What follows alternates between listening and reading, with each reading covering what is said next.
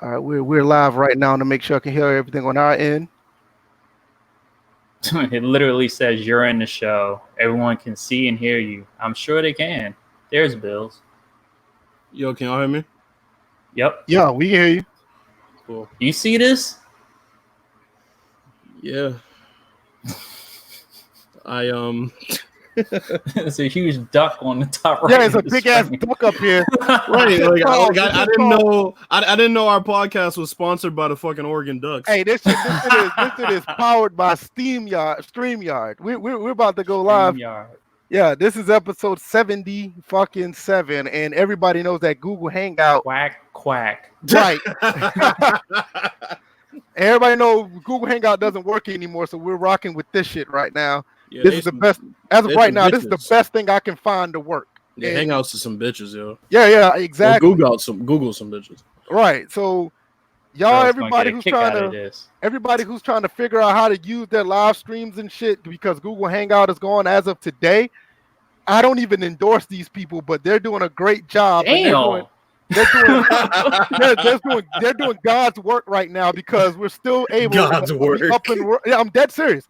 A lot of people don't know what the fuck they're going to do because Google Hangout does not work. But I found this app. I found this app, and this app works. And right now, this is what's happening. Once again, this is First and Framerates episode 77. Madden 20 review, NBA live delay. We're going to talk about Adrian Peterson. Nobody talked about him, but he doesn't have any money. We have a special guest that's going to be here real shortly. You're going to be in for a surprise for him, because he's been wanting to come here for a while. Yeah, because we definitely got a surprise. We're going to be surpized. We're already surprised. I want to see what the hell this is about. All right. First and foremost, I don't know if y'all saw this on Twitter.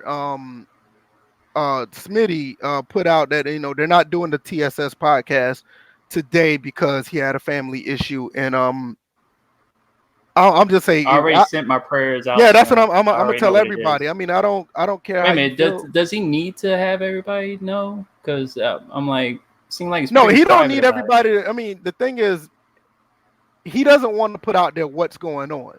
But if anything that you can do to send your condolences, prayers, thoughts, whatever, he needs it right now. So y'all just send him something on the DM, send him something on Twitter, let him know y'all thinking about him. I mean, I talked to him personally. I called him and found out what was going on, and he really just go check on him, because regardless how you feel about him and how he feels about these games, there's some things that are just bigger than these video games. So definitely check him out and see what's going on. Everybody, what's going on in the chat? Like I said, this is episode 77. We're still here, even though Bill's just walked out on us. Oh, damn. Oh, there he is. I closed the window by mistake. I was trying to close another window and fucked around and closed this damn Oregon Ducks window. So no, this is everything that you see right here is going to be really. It's going to look real juvenile. It's going to look real amateur, because we don't know how this app works. I'm still learning it. So, but all I know is it serves its purpose for exactly what Google Hangouts did, because Google Hangout is no more as of today. So, like I said, send your prayers to Smitty. He's always been a good friend of mine, and whatever. Y'all go ahead and go with y'all intros. I got a phone call real quick, and I'll get back with you. Damn, we just doing like a bunch of unprofessional shit. We got phone calls going on during the stream. Right? I'm about to drink my water. We got a surprise guest. We got the fucking Mighty Ducks sponsoring us and shit. We got Anaheim. We got NHL doing all sorts of things over here. Well, if we're gonna do intros, my name is DJ81. You can find me on Twitter. You can find me here on YouTube. I actually have a channel. And I have been streaming on Twitch as of late. So that's something new that I'm doing on Sundays. I'm actually doing a No Man's Sky permadeath march. So if you guys want to check me out on Twitch, it's the letters are kind of switched around. It's D8J1. I previously was clowned about it by Mills, even though I wound up scoring the only goal in the game. We were playing something called the Harambe's in the NHL 20 beta. Scored the game-tying goal in the final seconds of that overtime game, even though we lost the game. But I'm on Twitch, D8J1. All right, what's up with you, Bills? Yeah, I'm Bill's fourth. I have a channel that I don't post on anymore, so just go ahead and follow me on Twitter. Man, so bro, subscribe to that dead ass channel anyway. First off, we shouldn't be talking about dead. Apparently, Mills and DJ were playing some dead people because Harambe been dead for a couple years now. No kidding. but the fact that I was the only one who scored in that match. I know, right? But yeah, you can follow me at on SoundCloud. The name is Royal. It will be changing soon to Grand, but as of right now, it's Royal. So it's changing back to Grand. Well, it's not changing back. I never changed my SoundCloud to begin with. Once I did the name change, I never changed it. Oh. My manager actually told me today, but good thing there's no tracks up there yet. So, you know. But that'll change in a couple of days. I should be getting my track back from the producer I'm working with on Tuesday. So, pretty excited about that. And yeah. All right, I got the guest here. He's gonna come in now. He's gonna talk about his journey back to social media and YouTube. It's resolved. It's absolutely not. Yo, man, let everybody know who you are, man. Hey, what up, though? What? Hey, what's going on? Hell no. This guy. Wait. Yeah. What is this, 2012? Yeah. I'm back from hiatus.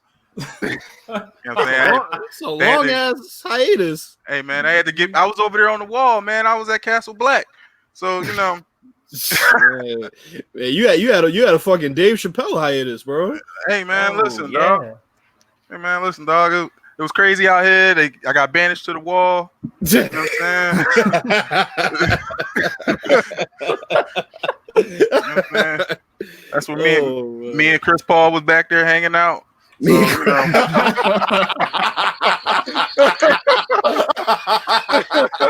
Oh wow! Come on, man. So, I knew y'all boys was gonna love this, my man. Hey, if y'all don't know who this is, man, he's an OG. He's been around for a while. This kid had his own YouTube channel. Me and him tried to start a little show. It didn't take off, and this is my dog, man. Me and him been chilling for a minute, man. Yo, let me tell y'all something. Y'all think me and DJ roast people and VF roast people? Nah. What you mean? Kid was the OG of just airing people out, yo. What you mean? Look, man, don't listen to him, man. I'm chilling. I'm older. Oh, what you say? You saved now? This is your second life? Yeah, man. Oh, boy. Yeah, man. Here we go. You know what I'm saying? I done got baptized in the waters of Lake Minnetonka. I'm good, man. I try not to use my roasting powers for evil now, man. that ain't gonna last. That ain't gonna last. So you like a roasting vigilante? I do it when it calls for it, but I try to chill for the most part, man. Yeah, he's learning restraint at this point. Yeah, I'm older now. You know what I'm saying? I done seen a couple gray hairs. I said I got to chill now, man. Like, all right, man. So everything good with you, kid, man. Everything good, man. It's been a bit. Man. Been a Yes, good it bit. Yeah, a lot of things done changed, man. You done talked about it all. It's like, as much as the shit's changed, it stayed the goddamn same, bro. Yep. You want me to put it out there? Or you want to tell them? I'll listen. I'll wait. No, man. This is a whole thing going around with us. Adding new people to the family, and you had a daughter, and oh yeah. Oh, congratulations, man! Congratulations, yeah. I had a daughter. She's 5 months now. Yeah. You know what I'm saying? I'm adding to this tribe. I need 2 more, and I have a full half court squad. Man, no wonder you mellowed. You had a daughter. Man. See, you had us thinking that you just changed your ways on your own. I did. Your own accord, man. I did, man. I got saved, man. All right. So with that out of the way, man, what topic y'all want to talk about first? I mean, I know DJ got a lot of stuff you want to add to the table. I know there's a lot of stuff been going on. I know some things Kid want to say. So what do y'all want to start with? Well, Kid's the guest. I will let him choose. Yeah. Well, we might as well start off with the topic at hand. The Madden 20, it just came out. We all pretty much played it. Yeah. Yeah. So pretty much give us our thoughts and a review on it. I think we played it enough so we can do so. So yeah. So Kid, man, go ahead. I know you talked to me about Madden already. Let everybody know what you think about it, man. I'm enjoying this Madden, actually. I'm enjoying this Madden a lot. It's been a while since I was able to join and really truly sit down and enjoy a Madden. Since I've got it, that's the only game I've been playing since the $10, since the $5 10-hour access that EA did with the teaser. You know what I'm saying? And I played the hell out of that. I used all 10 of those hours. Almost thought about giving EA $5 more, but I had to chill. But I'm really, really enjoying this, man. I called VF up like literally not too long after playing. I was like, look, man, I think I'm back. You know what I'm saying? Like on some John Wick shit. And nah, I thought it was bullshit. And I was like, nah, man. Like every now and then he'll hit me up in the DM just to check on me and my son, because he was, he's been knowing about my son the whole time. So he'll check on Crystal or whatever. Mm-hmm. So, but when he said that, I was like, nah, you bullshitting around. I don't believe that. And you did that serious. Yeah. Because I had to call his bluff. I said, if you back, you'll get on the podcast and let me know what's up. He's like, I'm down. I was like, oh, he for real. Yeah. Because kid don't front. Yeah, because I played 18. I skipped 19 because I played the beta of 19, and I did not like the beta, the movement, everything. It just felt off. And I played this one. It felt a lot better. It has issues. Don't get me wrong. It's not a perfect game by any stretch, but it's probably the best offering they had in a while, and it's been well received by a lot of guys that I know on PSN that play franchise leagues and everything. So it's a really good game. I'm totally enjoying it. Yeah, I pretty much got the same sentiments. DJ, you want to go next? Yeah, since I wasn't on the impression show where y'all got a lot of people. Well, that was your fault. No, it wasn't my fault because we wound up not being able to prove that I was right. Bills, because we didn't have a show last week after the impressions vid. Who thought it was not to get on the impressions vid? Who thought it was? My point was the fact that the impressions stream was going to water down what we are going to do the next night, and VF had to take care of business, so we couldn't do one. But anyway, let's get back to Madden 20. Man, he rubbed his hands like Birdman on that one. Exactly. So with Madden, I'm enjoying the gameplay as much. It's pretty much the biggest thing, because I played the beta as well. I definitely like the Superstar X Factors. It has me definitely checking for them per game. The passing trajectories are pretty good. I definitely like the overall passing. I've liked some of the animations that have played out on these pass catch chances. The one thing that I remember seeing that was being read was the manual releases for the tight ends on those purple routes. Yeah, those definitely come in handy. Definitely like the mechanics as far as that is concerned. Now, the one major learning curve that I have right now is relearning the defensive control, since they're on the D-pad now. So now it's just like I'm talking about the defensive audibles and stuff like that. Like if you want to shift your line, you want to have them attack, slant right, left, whatever, spread. You have to, hit the left for the defensive linemen and right for the linebackers. And then from there, you just got to remember position, point of attack are the main two keys when you're trying to relearn everything. Like the DB audibles are still the same.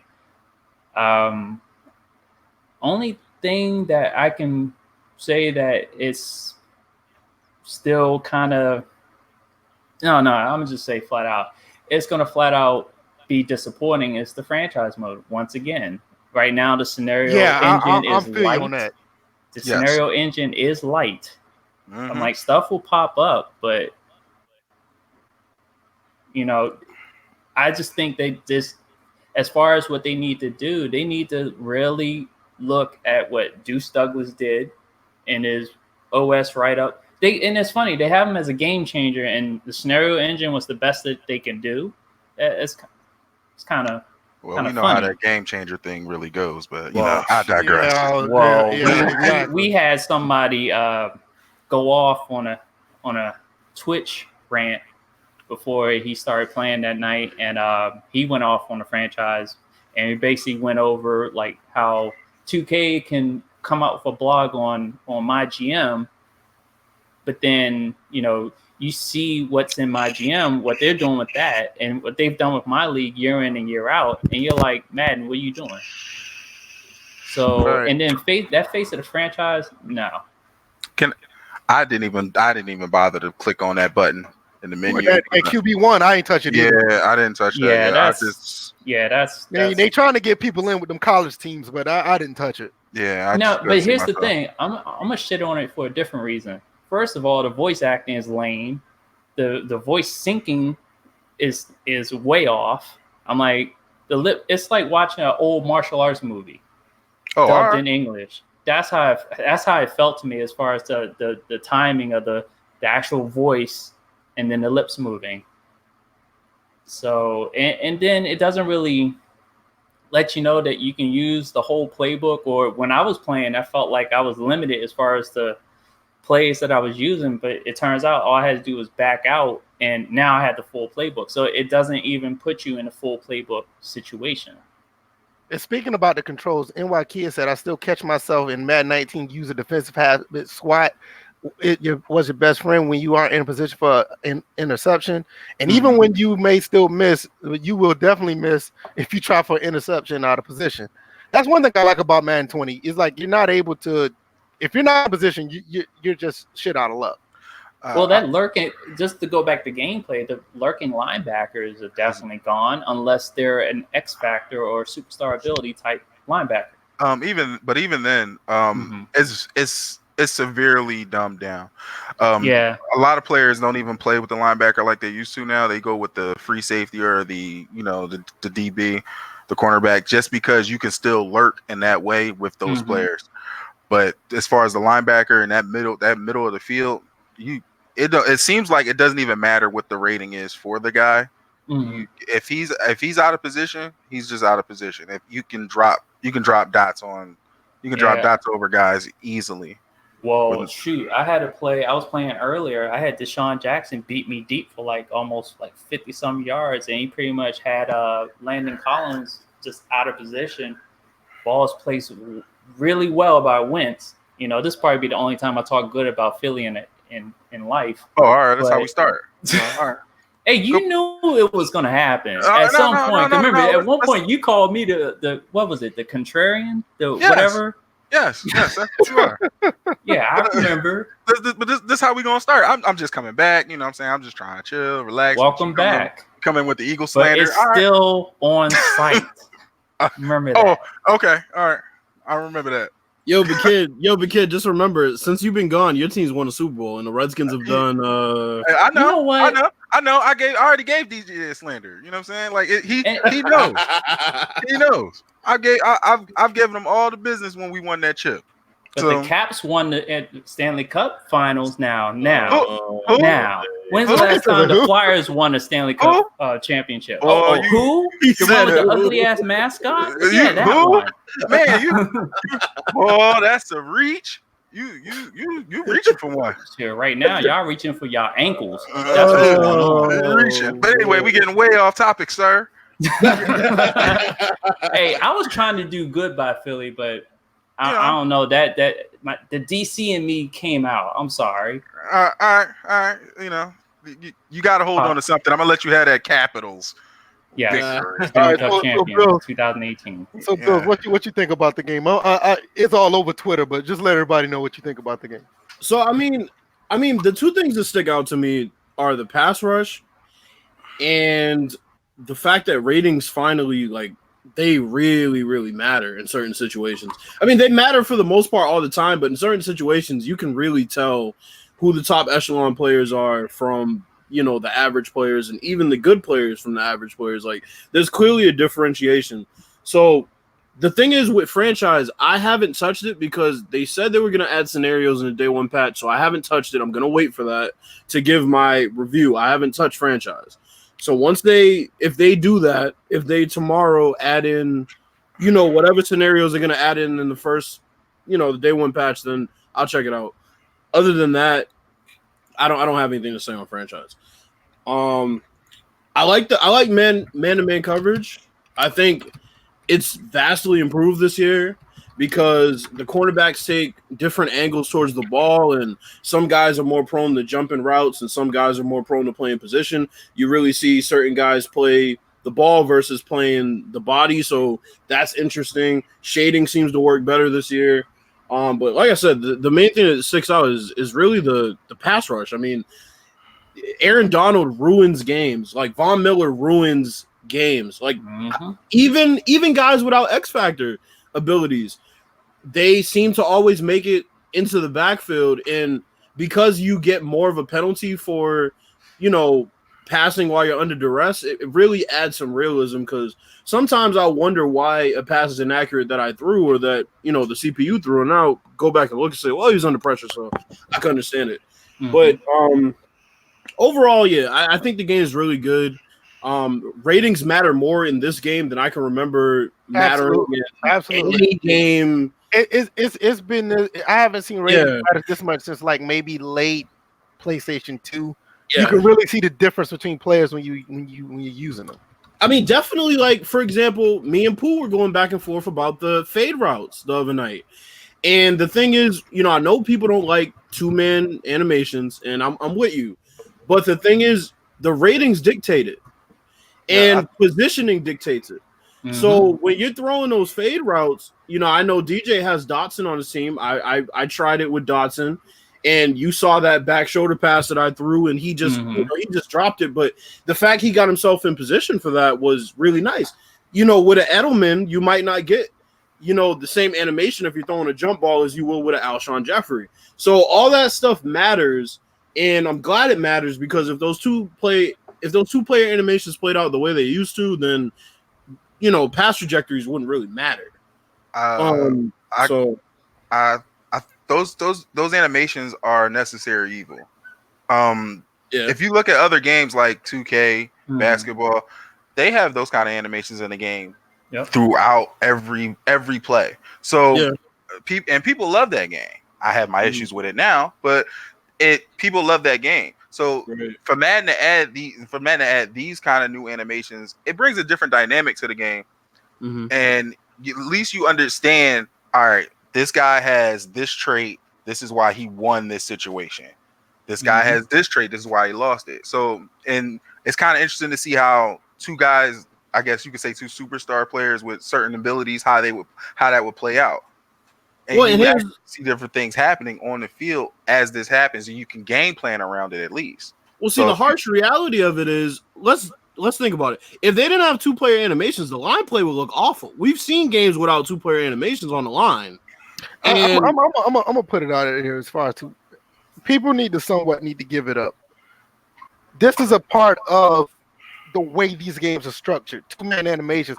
The problem is you don't want two-man animations like it was with Madden 16 when these guys were literally fusing together to cause that animation. Well, do you remember what 2K? Yeah, 2K17. What was it? 2K18 when they took him out. You know how horrible the on-ball defense was. That's what I'm saying. You're gonna have it. The way they mask it, that just shows you how talented the programming is.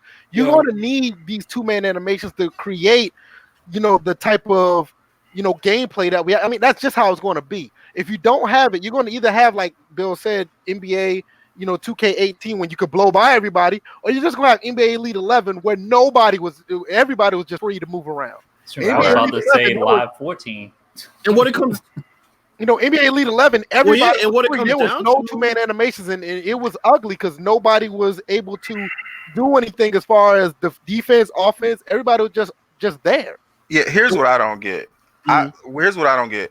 The argument always comes into the play of, well, we don't want these kind of animations. We want genuine, flowing gameplay. Okay, so you get that. But then it's like, this gameplay sucks. So now when you get the two-man animations, you get these things that play out, I guess, you could say in a canned way.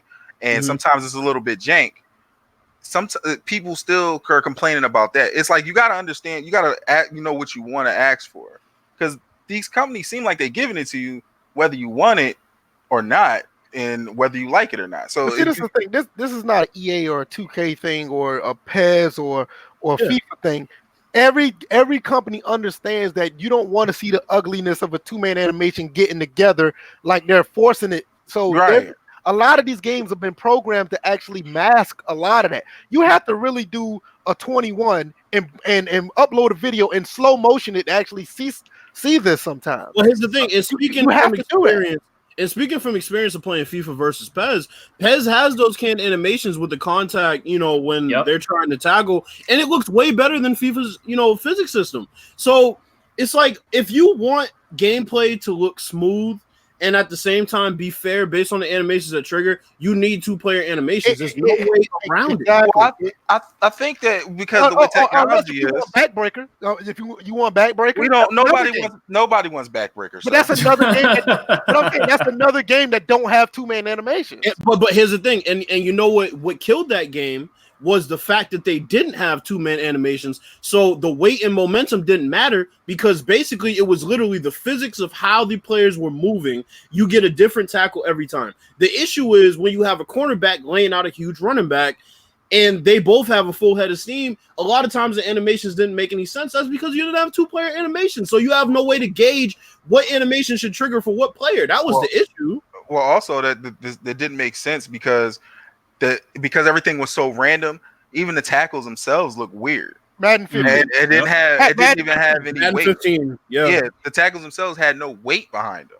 Right. Like you just see the guy just flying through the air hitting somebody, and the guy he hit just falls and ragdolls, and you think that's physics. Like Madden 15 was literally chest tackles. Everybody chesting and running into each other and fall over. Yeah. I'll give y'all another example. Everybody was talking about the physics in Madden and saying how ugly it was. I don't hear anybody talking about that now. You want to know why? Because like VF asserted a couple years ago, they have moved away from the physics engine for the most part. I think they got away from it, and I think they mastered, like I said, they mastered masking the 2-man animations. I think that I don't think they moved fully away from it. No, not fully. Because if you go back, if you go back and look throughout all the years of Madden, even back to that god awful Madden 12, but and you go back, the gang tackling system is still in the game.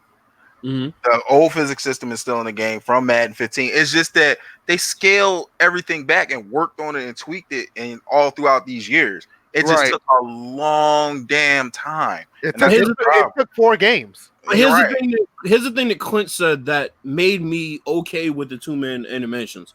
So we remember the physics engine. I mean, Madden 13 was probably the worst offender. Because Madden 13, guys were very raw. 13 was very raw.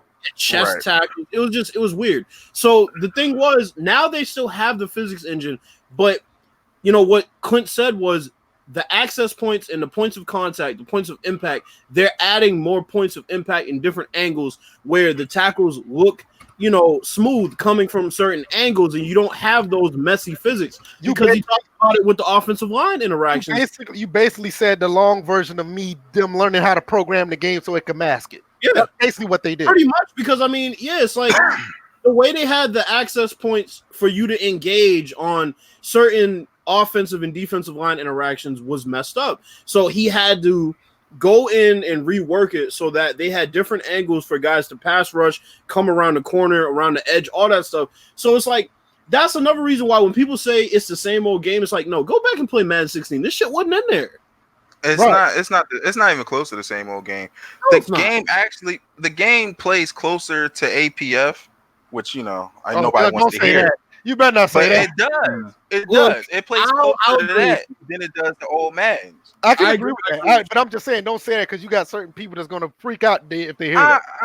I mean, they just gonna have to freak out, but it is what it is. Well, the APF heads will swear to God that Madden 20 plays nothing like APF. But then you go and do a side-by-side comparison of like the thrown animations and certain animations that trigger off the line with DBs and wide receivers, and they won't be able to really make an argument. Yeah. And then when we talk about ratings mattering, I mean, it's clear as day. This is a more polished APF. Hey, man, I've seen on Twitter that people talk about how APF is still superior to this game, and they complain about the animations in Madden and all that. But APF is a heavily animated game. Very, it is. Heavily I mean, you got to think about it, kid. Me and you talked about this a while. This is basically like an HD version of 2K5. Right. That's all it is. Yeah, that's all it is. And they added new animations. But it's an HD version of 2K5. But here's the thing, though. To be completely honest, 2K5 had better animation logic than 2K8 did. Because when you look at some of the gang tackles, there was way better logic for how the animations triggered as far as the gang tackles with 2K5. And they're better break tackles to some trucking animations in 2K5 is better than 2K8 too. But you know what's funny? You know what's funny? I always said that if 2K ever made a football game currently, it would have the same type of logic as far as like the 2-man animations. I'm like a lot of problems that people talk about as far as the gameplay in NBA 2K.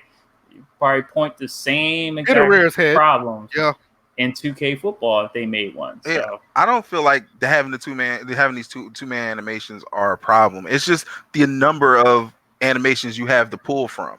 You got to have a large pool of animations to pull from in order to make it work. Because if you keep saying the same thing over and over, then it starts to feel stilted.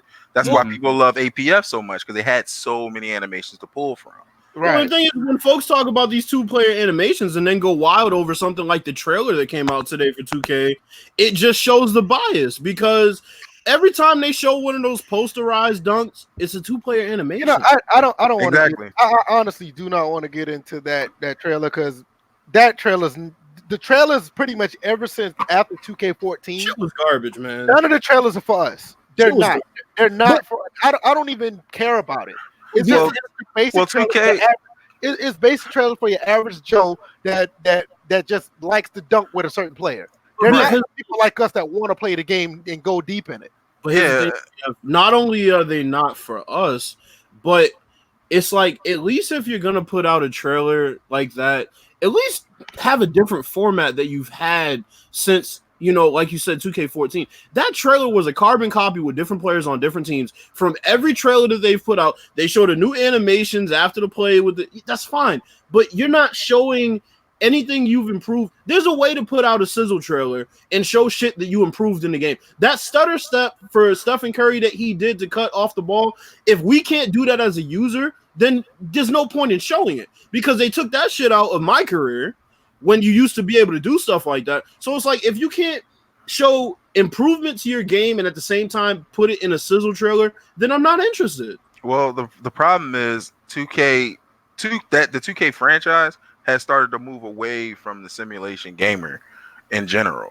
So they're catering more toward casual fans. My career is extremely casual at this point. Yep.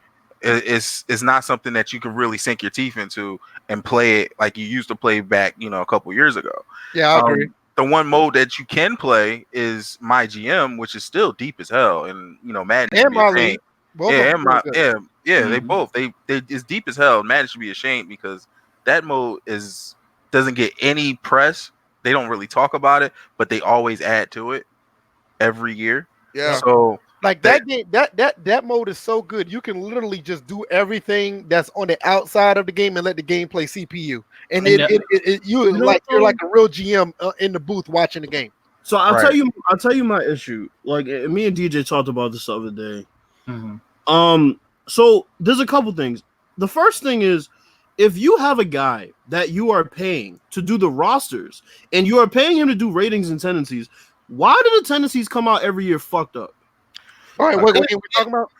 We're talking about 2K, because it's like, if I play against James Harden, I want to feel like I'm playing against James Harden. I want him to draw fouls that I feel like are bullshit. I want him to size people up, take step back threes, all that shit. So it's like, when I look at the trailer and I see all of this stuff that they put in the game, and then I play the game and I don't see it until I make a roster, it kind of insults my intelligence, because when I go into my league and it kind of feels like, yes, they have a lot of shit in that mode, but the on the court, honestly, which will be surprising to a lot of people, is what for me falls short, because like, they have all the stuff off the court between morale and all of these different contract situations and how, players are affected on your team by not getting the ball and playing time and all that stuff. It's great. But when I play the game, I want the experience that I got in 2K11. I want the experience that I got in, 2K14. I want the experience that I got in those great basketball games. I shouldn't have to make a roster to bring out animations in the game, for Christ's sakes. Like, help defensive AI is still something that they need to fix. On-ball defense is something they need to fix. Player movement. So all this stuff, it's like if they would have showed that in the trailer, I would have been like, all right, cool.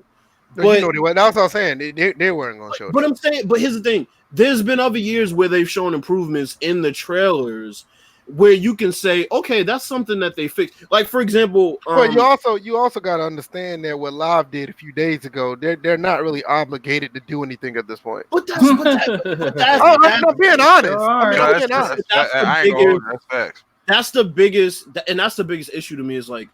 I mean, like I said, me and DJ talked about this. Yes, I'm going to get the game, and I already stated the reason why I'm going to get the game is the WNBA. Of course, I'll play the NBA side. Of course, I'll do the roster. So you gonna play with kids with girlfriend?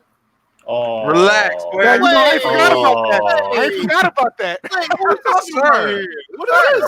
Sir. Wait, who is kid's girlfriend? I was just over here chilling, dog, and I just got shot. Wait, no. You ain't about to.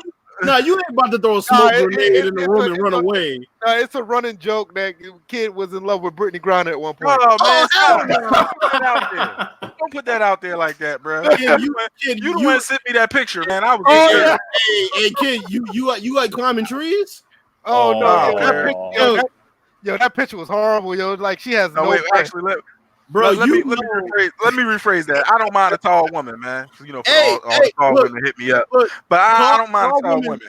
Tall women are fine. Tall dudes are not okay. That chick had her nipple out and nobody batted an eye. Thought it was a nigga standing there with her chest out. Come on, bro. Listen. I don't know why that motherfucker came up. Oh, wait. Hold on. That's Smitty in the chat. Hey, what's up? Yeah, Smitty. What's going on, Smitty? How you doing? Good to see you here, man. Man, they out here hitting me with the slander, man. That is crazy. I had to bring that up, man.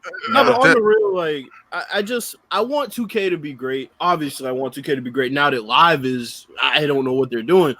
But it's like, it frustrates me every year when I go into a game and know I'm going to have to do A, B, and C. Because it would be one thing if they didn't have all that shit in my league. If they didn't have the presentation elements. If they didn't have any of that stuff and the game was just ass, it'd be okay. But because they have all of that stuff and it's the on-court portion that is just lacking as of late, that's what kind of gives me. Well, see, here's the thing.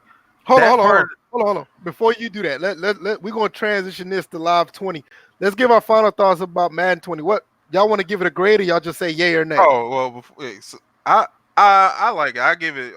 I'm gonna give it a strong 7.5 this year. I give it a strong 7.5 because there's certain things that I still have issue with, like zone coverage, even with really good players, feels very, very weak. Zone is weak.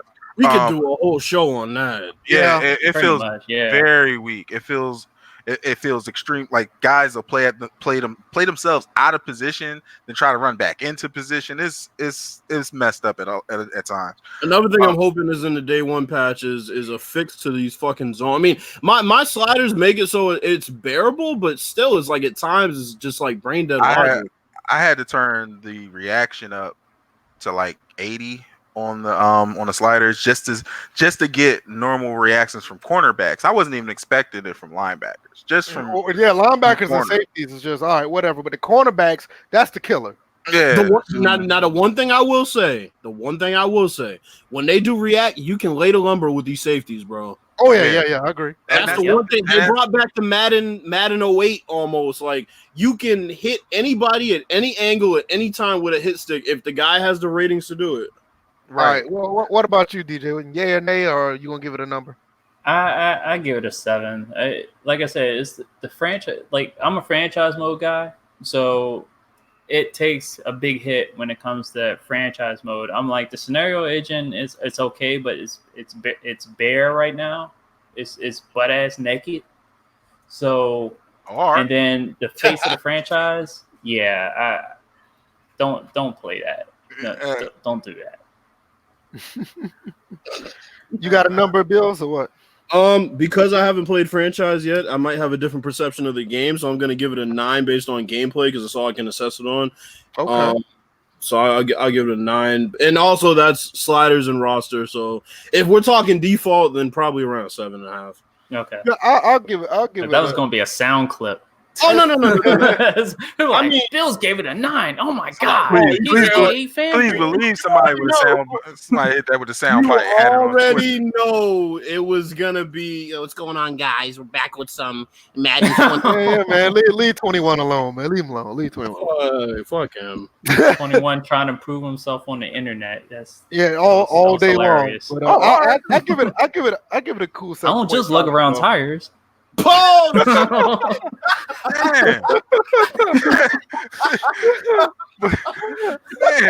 And I'm supposed to be the one out here roasting. Lord, he said this job at Goodyear paid for this new camera. He said Goodyear, Bridgestone, wherever the fuck you works. Maybe the tires around faster. That car wouldn't have crashed. Yeah,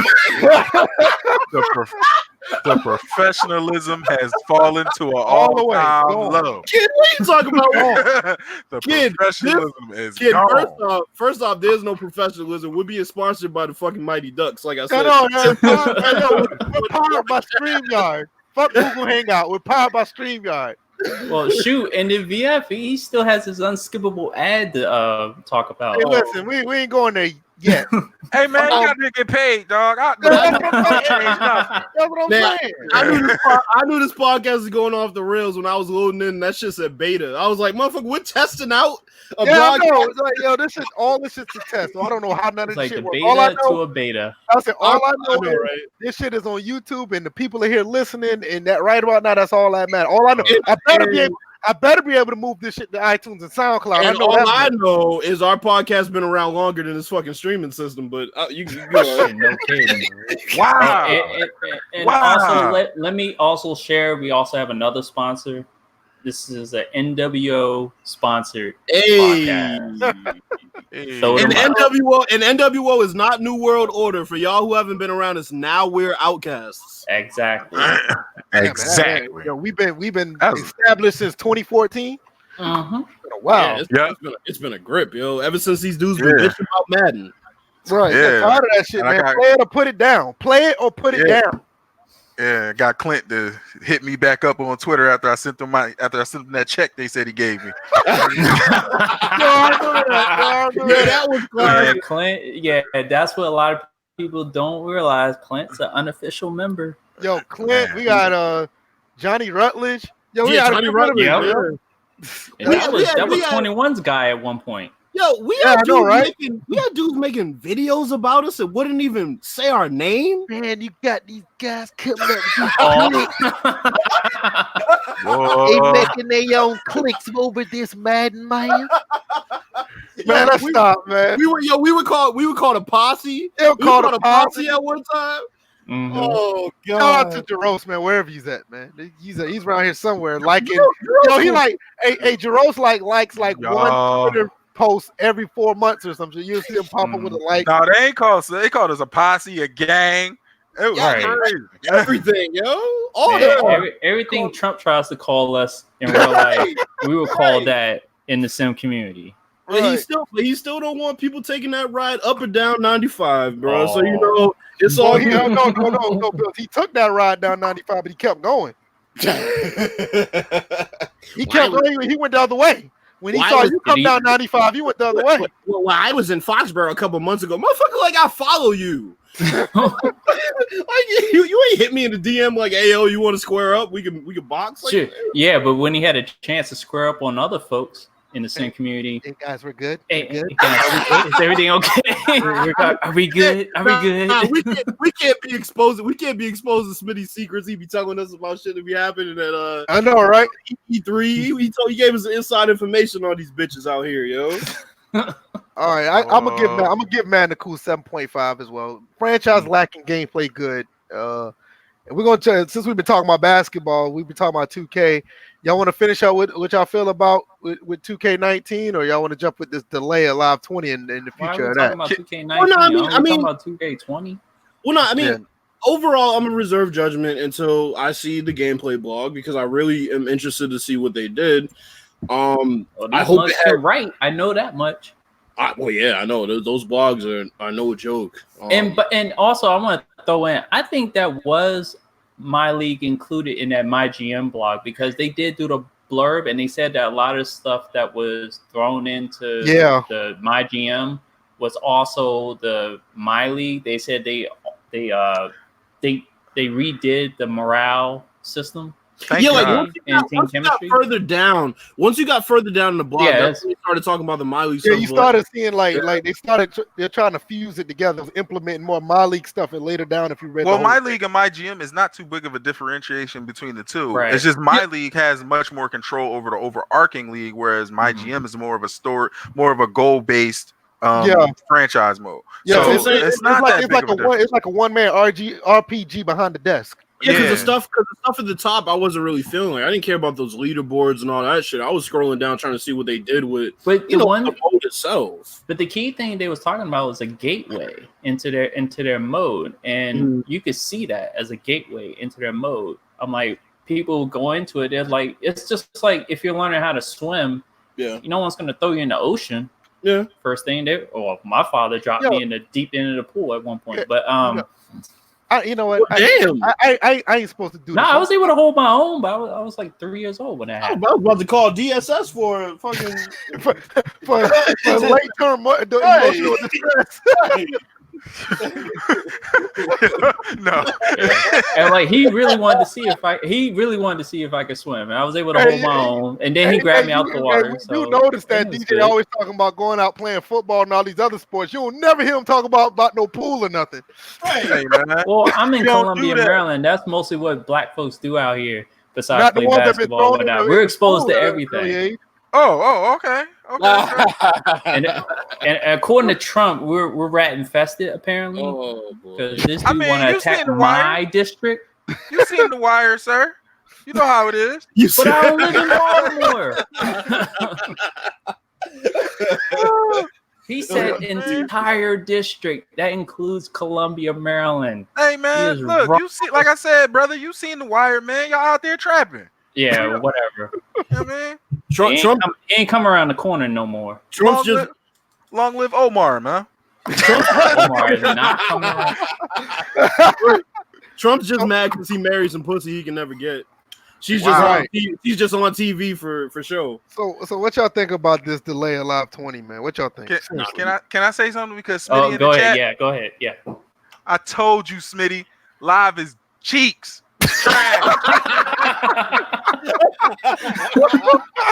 told you, sir. It's cheeks. And for the folks who came like after the Kid era, like Kid used to rash the fuck out of me and VF for playing Live 15. Kid, because I'm a big Live 15 fan, and this dude used to swear, it ain't better than Live 10. It ain't better than Live 10. It ain't better than Live 10. No. He used to kill me with that. You don't remember when we was playing Live 14? Oh, y'all out here playing that dead ass game. Yeah. That was trash. That was garbage. Shit out of us about that game. Bro. Yo, but I don't be wrong. That's the problem is I'm right. And y'all know I'm right deep in your heart. You know I'm right. It's the like, come on, man. What game you know every year on schedule go to $7, bro? Every year on schedule, man. Yo, Live was pretty much at flea markets by like what, September? Yeah, my man, I could go every year. Every year I'm online, I see Live come up. I'm like, I ain't gonna buy that. I'm gonna buy that shit in January when it's $6.99, and I wait every year until January. Yo, and buy that shit. Live 19 got a price drop of $17.99. Look at the chat, VF. Oh my! Oh, come on, man! No, yo, you know what? And man. IMV football gonna come out right, and the pre-order bonus gonna be a bean pie.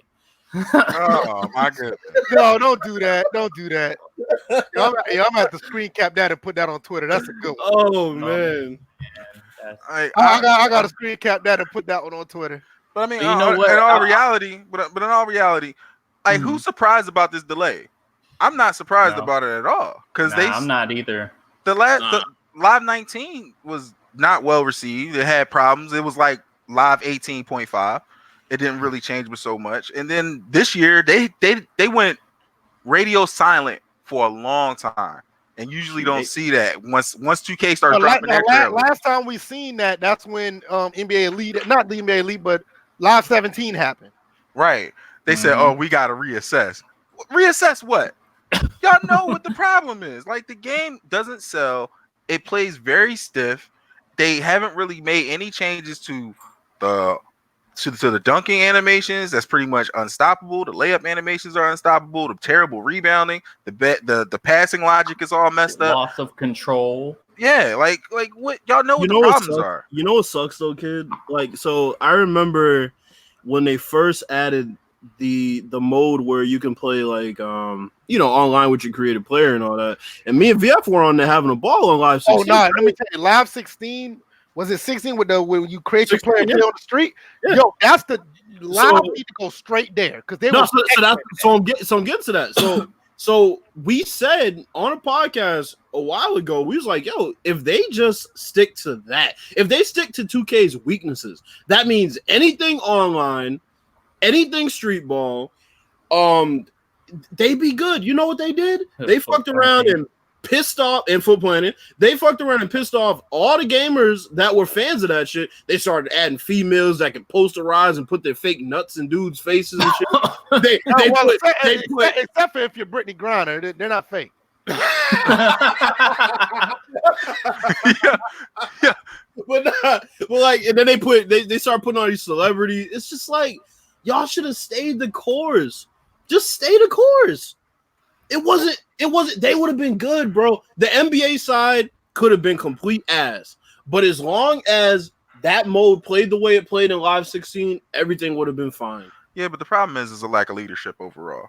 Like it's no clear cut direction on where they want to go with NBA That's Live. Definitely true. It's just it feel like every year they just throwing stuff on the wall and seeing what sticks. Just seeing like, oh, let's add the WNBA in here because people want that. Yeah, that'll get them to buy it. And they don't even have that trump card anymore. Yeah, it's like, no, sir, no. We don't want to play with these stilted, whack ass bitches on this game. It's terrible.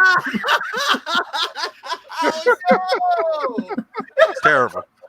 Like, I'm sorry. I'm a basketball head for real. Like, I be feeling type of way about that Live. I'm saying a lot of people don't know but Kid, he specializes in this basketball thing.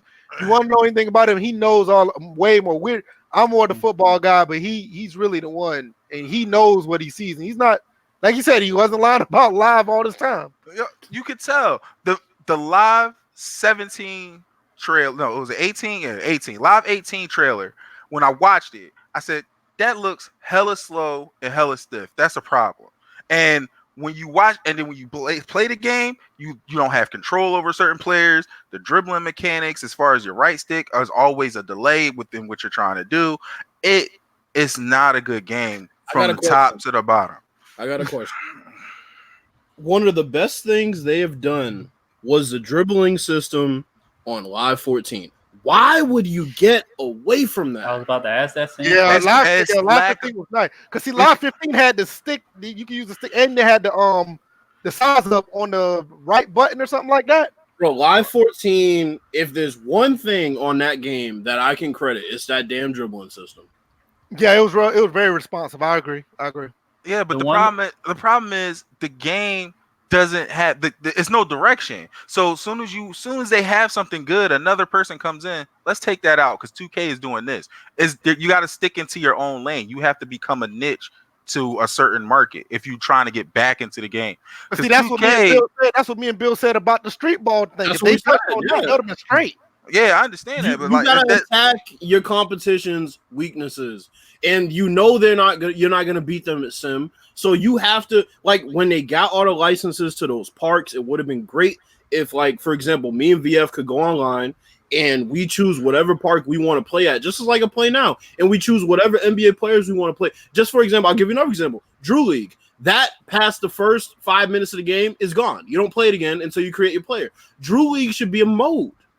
So it's like if they took advantage of those things that they have access to, that the street doesn't have access to. Yeah, like you said, the street ball thing should be a mode. It definitely should, because that's one thing 2K doesn't have, and I don't understand why they never bring that back. Is real world courts.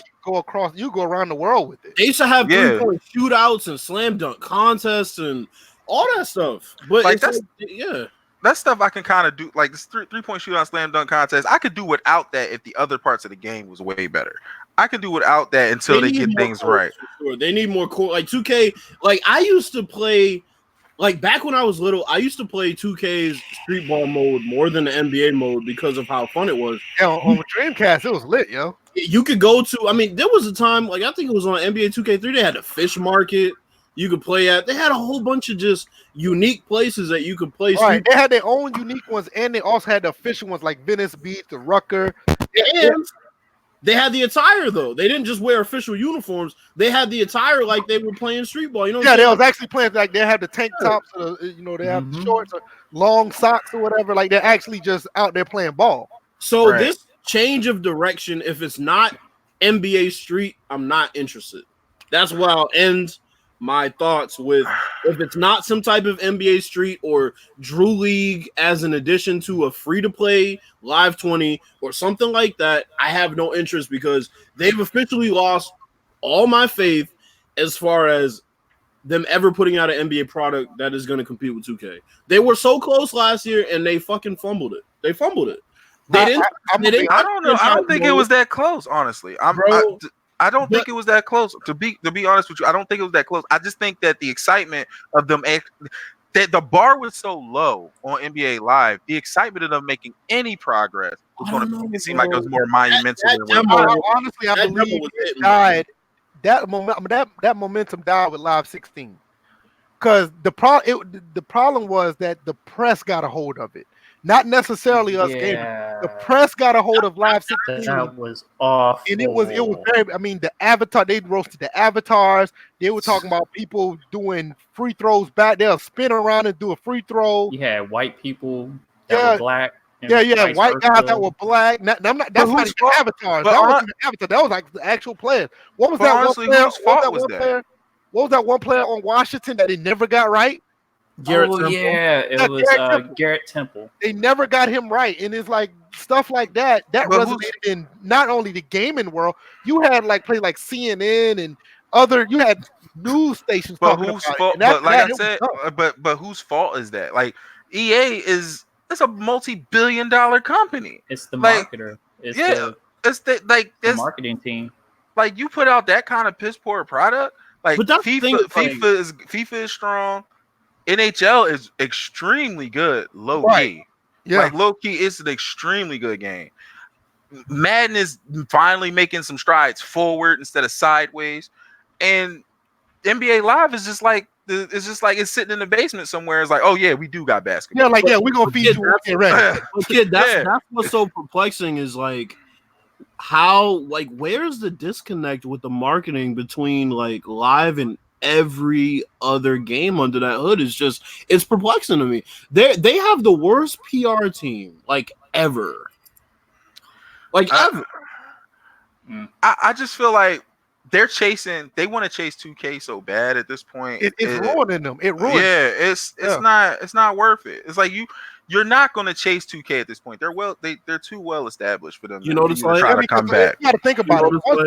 Once 2K11 dropped against NBA Elite. And then it made it worse when they made the next gen jump, and you saw those facial features on 2K14. Whatever NBA Live was trying to do with 14, they should have went a totally different direction. Like now, truth be told, NBA Live hasn't been good, and people haven't really been talking about NBA Live since Melo was on the cover. Well, not all those other ones weren't very good. Yeah, you know what? You're right, because 10 was the one that everybody felt that it was coming. It was the comeback game. Now, I'll give you an example. And then everybody was anticipating 10, then Elite 11 happened, and yeah, I can agree with that. Now, I'll give you an example of what this is like, and DJ's definitely going to get this. Kid might get this. VFU might get this. Y'all remember when TNA tried to go live on Mondays? Yep, I remember. Yeah, I remember that. I remember that. And I remember that. So NBA Live 14 was TNA, and 2K was WWE. So they said, we're going to save all of our development energy and we're going to put it into Live 14. And what ended up happening was they played themselves because they should have known what 2K had going on over there. That LeBron trailer was insane. And when you want to go head up and say you're gonna announce we're gonna release the same day as 2K, you're gonna just straight up go head up against them. Yo, when Steve Nash came out looking like Patrick Swayze, I know. Yes, but that's what I'm saying. It's like it's bad PR. Like you have to have some type of self-awareness. Like you have to have some type of self-awareness. I don't think they have self-awareness. I think they believe that their game is better than it actually is, when they should really believe that their game is ass, and they should market it trying to embellish the better parts of their game. I don't believe that. I believe the developers know that the game is the developers. I'm talking about the marketers. The marketers are trying to market their game like this is a game that's going to compete head up against 2K. That would never work. But the marketing for the marketing team, their job is to embellish. That's your job. But they don't. But they don't though. They don't show the game from the right angles that would say, this ain't 2K, but shit, I would at least give it a try. When you hit 5, yeah. I get what you're saying. Like, I'm just saying, like, as far as marketing is concerned, their job is to embellish it. Like, if you was to come to me and I had a business, you said, hey, man, let me help you advertise this business. How you going to help me with that?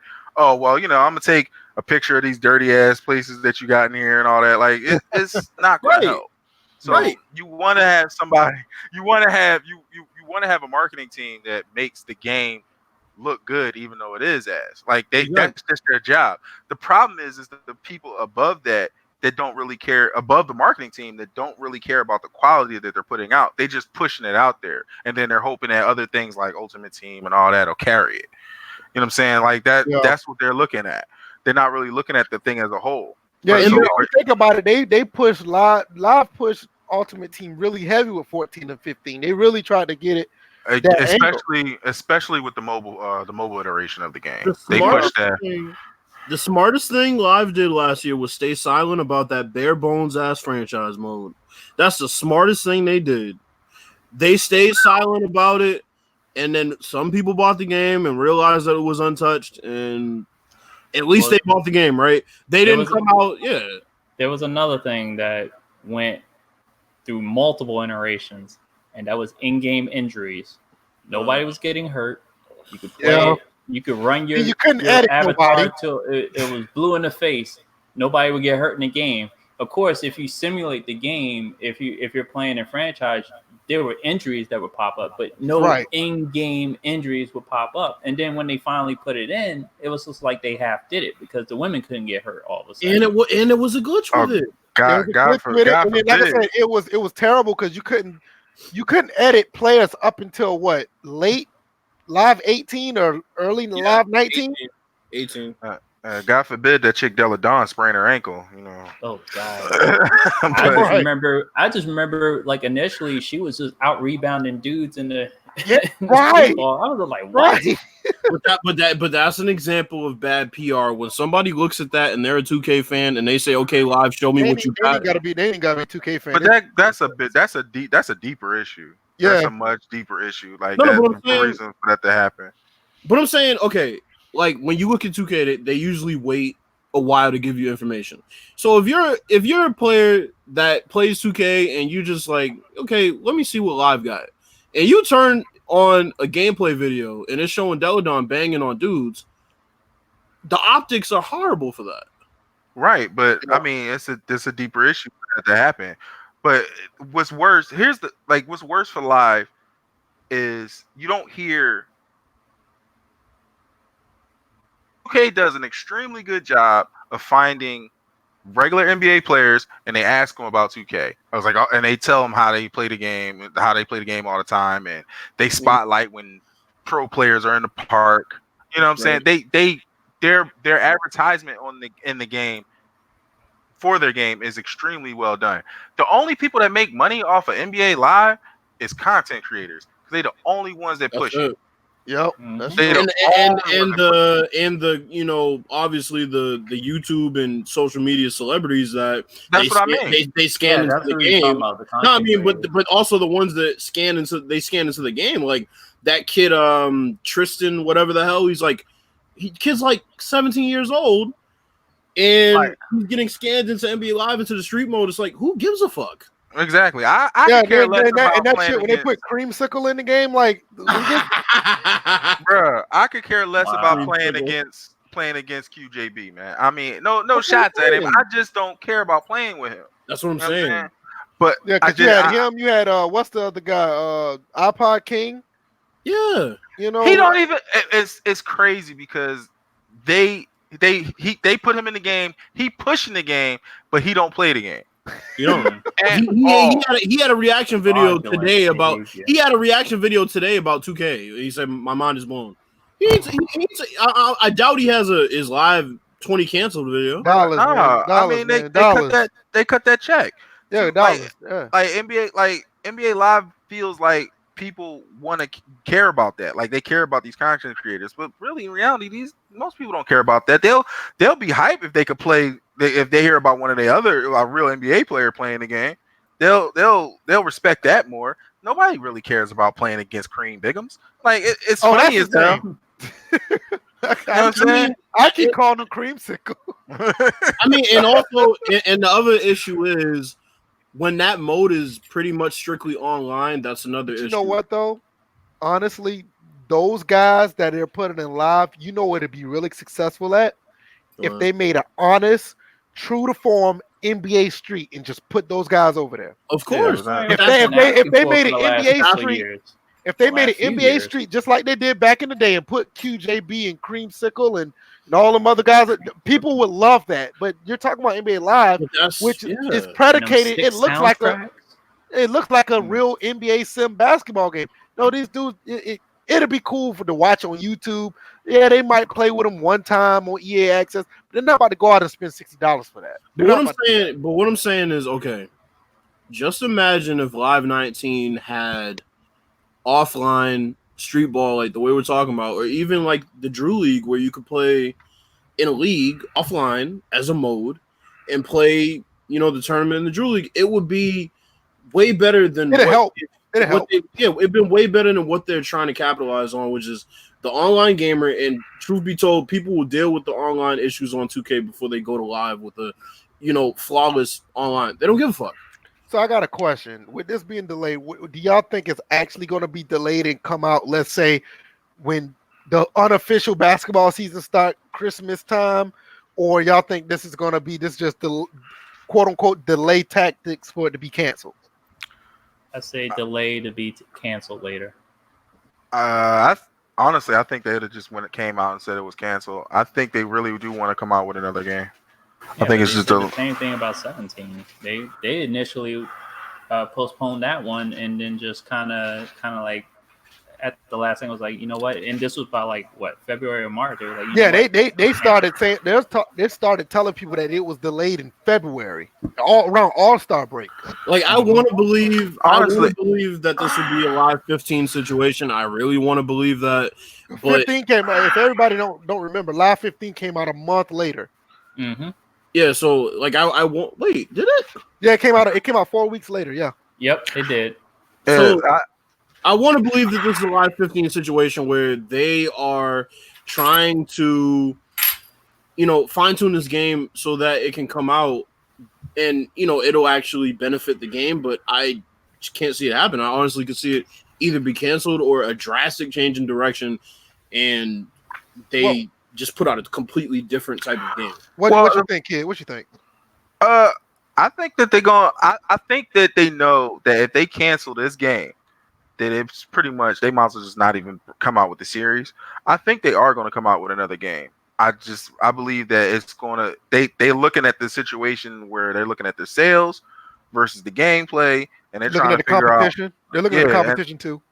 Yeah, and they trying to come up with an idea and a plan on how to at least sell this game, because the last 3 years this Live hasn't sold well at all. I mean, you had Live 14 didn't do too well. They had to come out with an apology letter. Live 15 did better, but it wasn't nowhere near what 2K did. 16 only sold 8,000 copies in like 3 months. You know what I'm saying? I'll tell you. That's what I'm saying. Like that's what I'm saying. Like they don't want to give up basketball because they don't want to let that go because it's a money maker. It's a worldwide sport. Yeah, it's a money maker. But I'll tell you two things. If this game does come out, A is going to be a drastic price drop, and B is going to be a name change. I'm gonna tell you right now. I don't think it's going to be a name change. I'm gonna give you my thoughts. I think they're going to they're delaying it. They're going to watch what 2K do, and based on the success of 2K, one or two things are going to happen. The different approach already, I think they're going free to play. I think they're going to go free to play. And two, if 2K sells and their reaction is overwhelming, I think they may just go ahead and cancel it and try to go for the PS5. But they already know that 2K's success is going to be gigantic. So that would be. I think it's going to be a free to play model, or they're going to go next gen. I like the idea of it being a free to play model. I like that. I do that. I'll tell you why. Like, it's a game on PS4 right now. It's Warframe. That game was terrible when it first came out. But over the past 6 months, it's been getting nothing but rave reviews. But they had to keep working on it and working on it and working on it. If Live comes out free to play, at least they could say they have the excuse to say this is a platform that we're working on, and then they can continue to build on it and stack on top of what they're doing. Because the games now, you download a patch, they can change whole animations and shit. So it's not. It's like it's not a realm of possibility. Right, it's not PlayStation 3 patches where you just have to fix something. They can actually alter the game with these patches nowadays. Right, they can alter the game. They can do graphical upgrades. It's a better idea to go free to play than to keep putting out $60 product and not getting anything for it. Getting nothing on the back end. Right, I agree. I'm just trying to figure out what state is this game in for 2K to not show anything and you still delay it. Not even delaying it based on the fact that you think it's not going to stack up to your competitor. You're delaying it. Personally, I think Live, what they did with Live 15, 18, well, I ain't going to say 15. What they did with 18 and 19 pushed the limits of whatever engine they use it. And the game is probably going to be too similar to 18 and 19. Because if you look at it, 18 and 19 does play better. Quick second. What'd you say? No, you said I'll be back. Okay. 18 and 19 plays a little bit better than 18, but they're very similar. 18.5, man. Right. So I think they honestly just pushed the limits of what that game or what that build can do. 20 will probably be too much of similar of the other two games, so they just said forget it. And if they do come out, I think like you said, I think it'll be a free to play that give you all these other perks, and they may ask you to give $15 for this and a little bit of and I have no problem with microtransactions for a free to play game, but it looks like they may go that route. I mean, you could do microtransactions with Live because at least this way, all right, let's say you come out with a free to play model and the game start out with only 2 teams. Or you can say, all right, I pay $5.99 for additional team that you want to play with or whatever, or just pay this package of $40 and you'll unlock all of them. But not even that. I mean, you got to think about it. The game has been out for cheap for at least $7.99.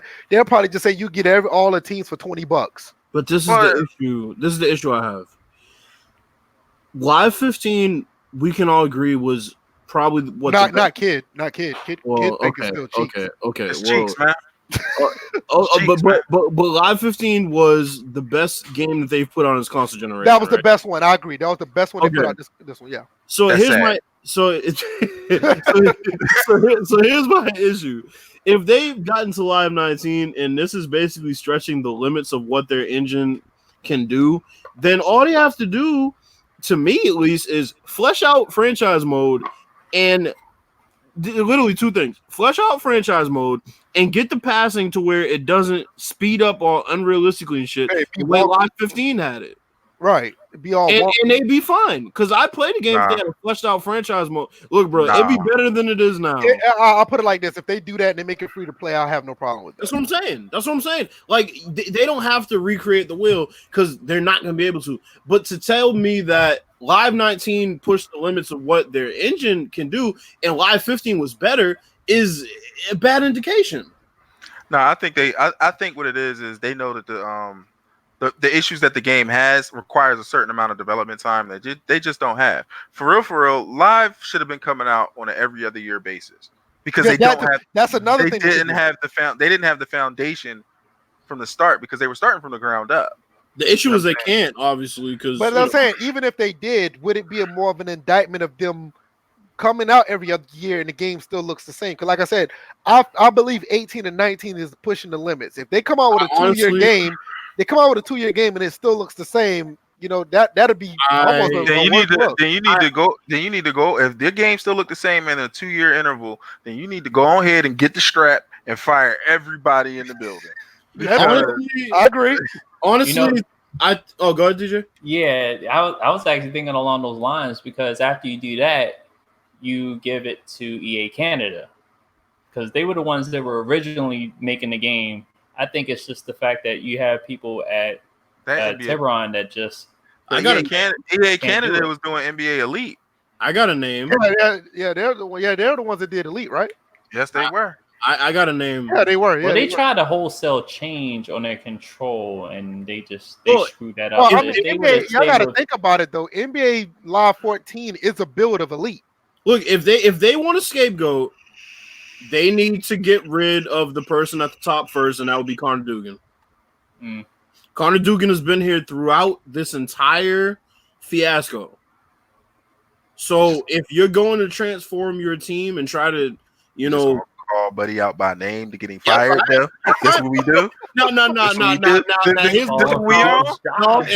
why I'm gonna do it. That man got kids. Oh, fuck no.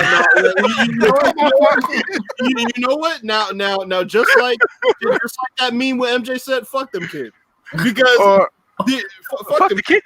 Fuck the kids now? Yeah. just like Bernie Mac and Soulmate. Yeah, fuck them kids. Oh wow. Because like here's the thing. He tweeted VF. Now VF was asking for the longest time, like, when are we gonna be able to edit player, right? Right. And Connor Dugan's like, it's coming this year. Now, did he not say that, VF? God's my witness. He did. That shit came 2 years later. Even to the point where we would tweet him and he wouldn't respond. So when you're in a position where your game is ass, and on top of that, you don't have good interactions with your fan base who actually gives a fuck, two of the few people that give a fuck about live or anything that's going to be in it, and you have the nerve to not respond, you got to go because you've been silently behind this shit show the whole time, and nobody's called you out. But quite frankly, Connor Dugan has been the head of this entire thing, and it has not worked. Look at how Madden does it with the devs. They don't fucking play around. The incoming, get the fuck out of here. The next dude, get the fuck out of here. Hey, man, we're not going to do that to Rex, dog. Yeah, no. Get the fuck out of here. Because you're ruining what we're really trying to do. Rex won the next dude. Rex is cool. Rex, No, Rex, I'm just messing with you. No, Rex is cool. Rex left on his own, and Rex was fed up. He's like, I've had it. Hey, all y'all. Look, F this sim community. I'm done. I'll go as far as saying Rex is the reason we got Madden 20 the way it is. I'll go as far as crediting him. I think Rex was the sacrificial lamb to get us this game the way it is today. I wholeheartedly believe that. Okay. Well, shoot, that the one guy they tried to bring in to replace him, he couldn't keep his hands to himself, so they had to let him go. Motherfucker over here is supposed to be touching software. He's over here touching soft titties. Oh, who you talking about? Wait a minute. Who you talking about? What was his name? Carlos Guerrero? Oh, the guy who took place. Oh, yeah. The dude that took place. The dude ain't been on the job for 30 minutes, yo. Hey, man, listen, man. She shouldn't have came in with the crop top on, man. He's begging for the titties to be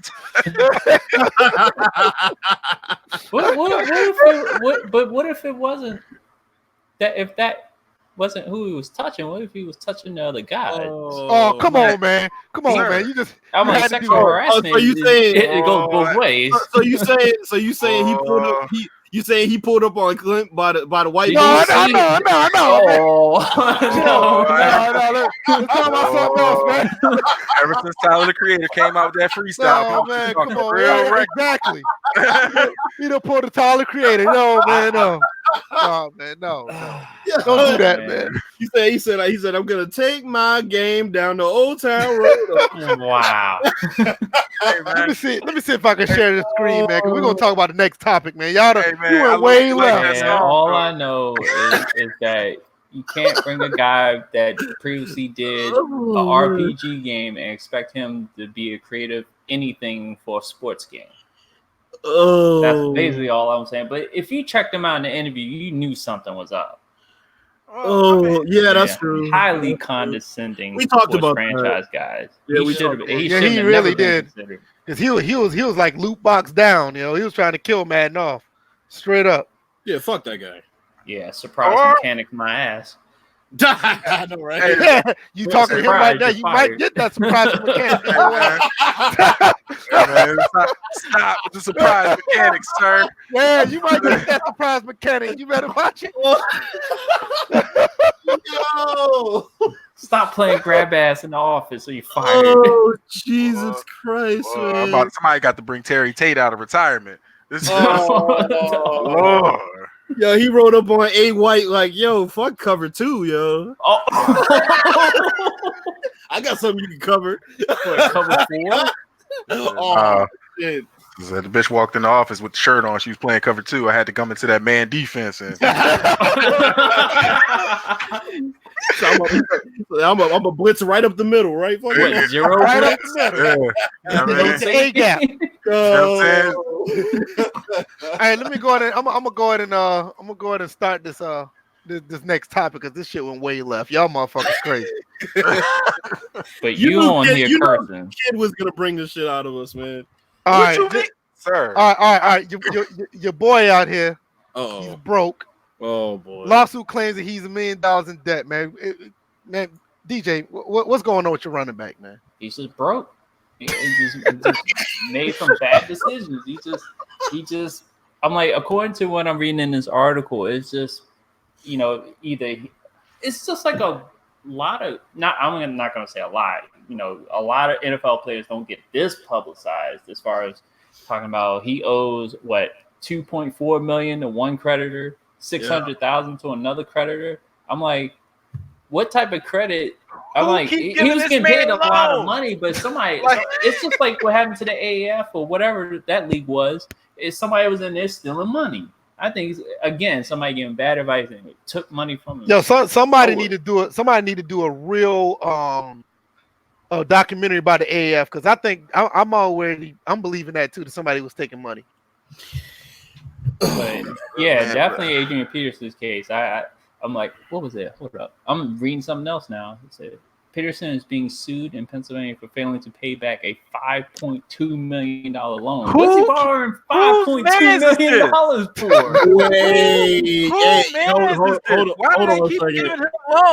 Hold on a second.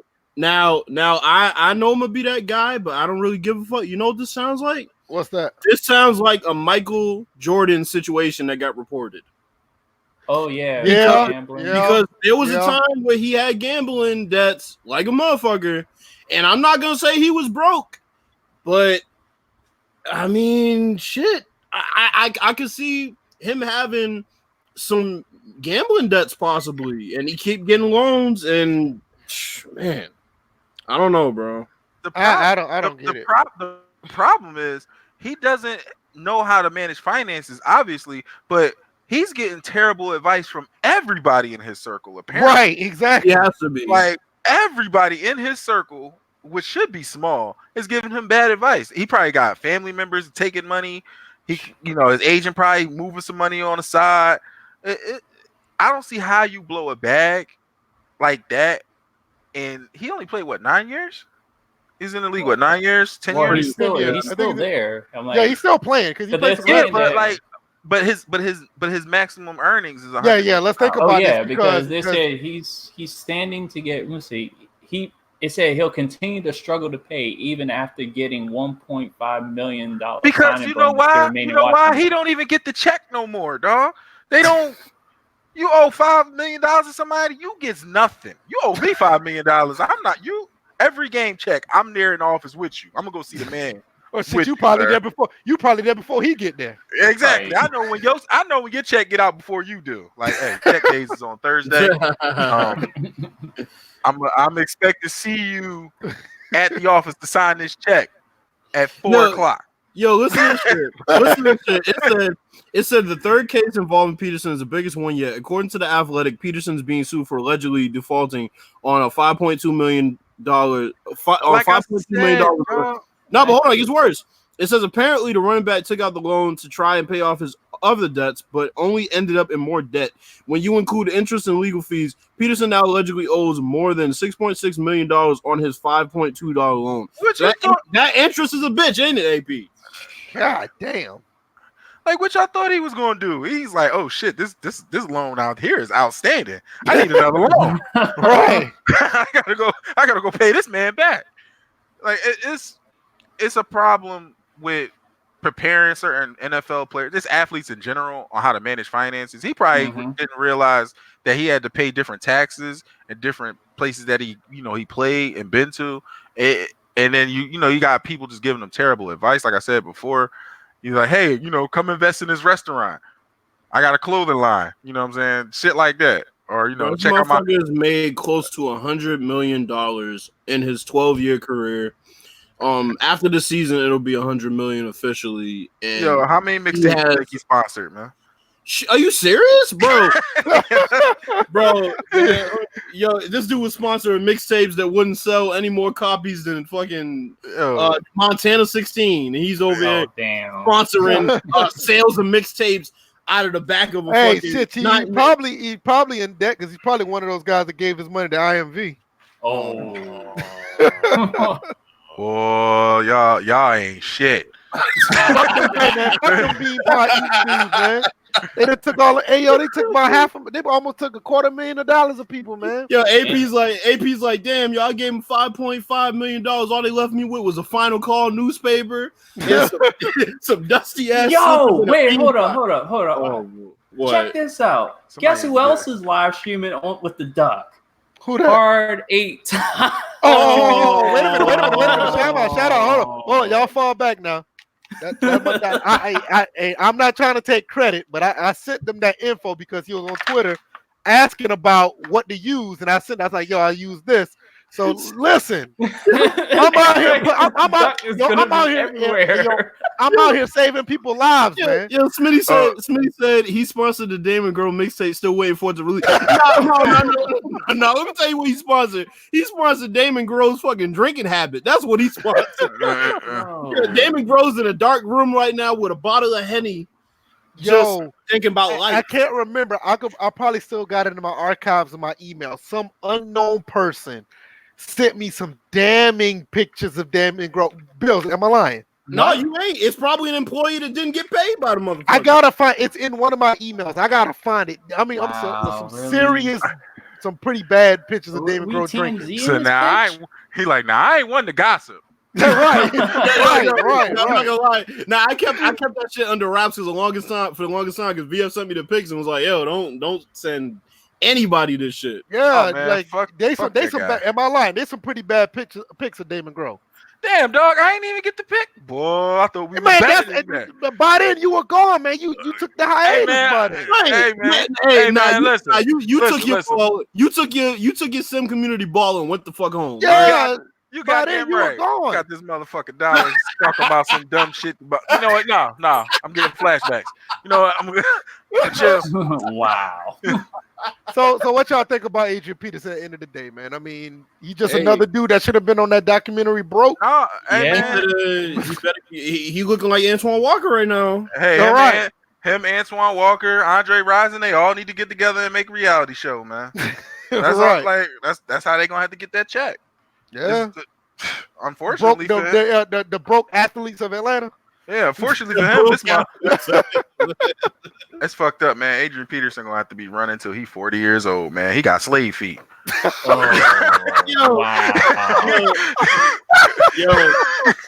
tell you one thing. Follow the drinking gourd. I'm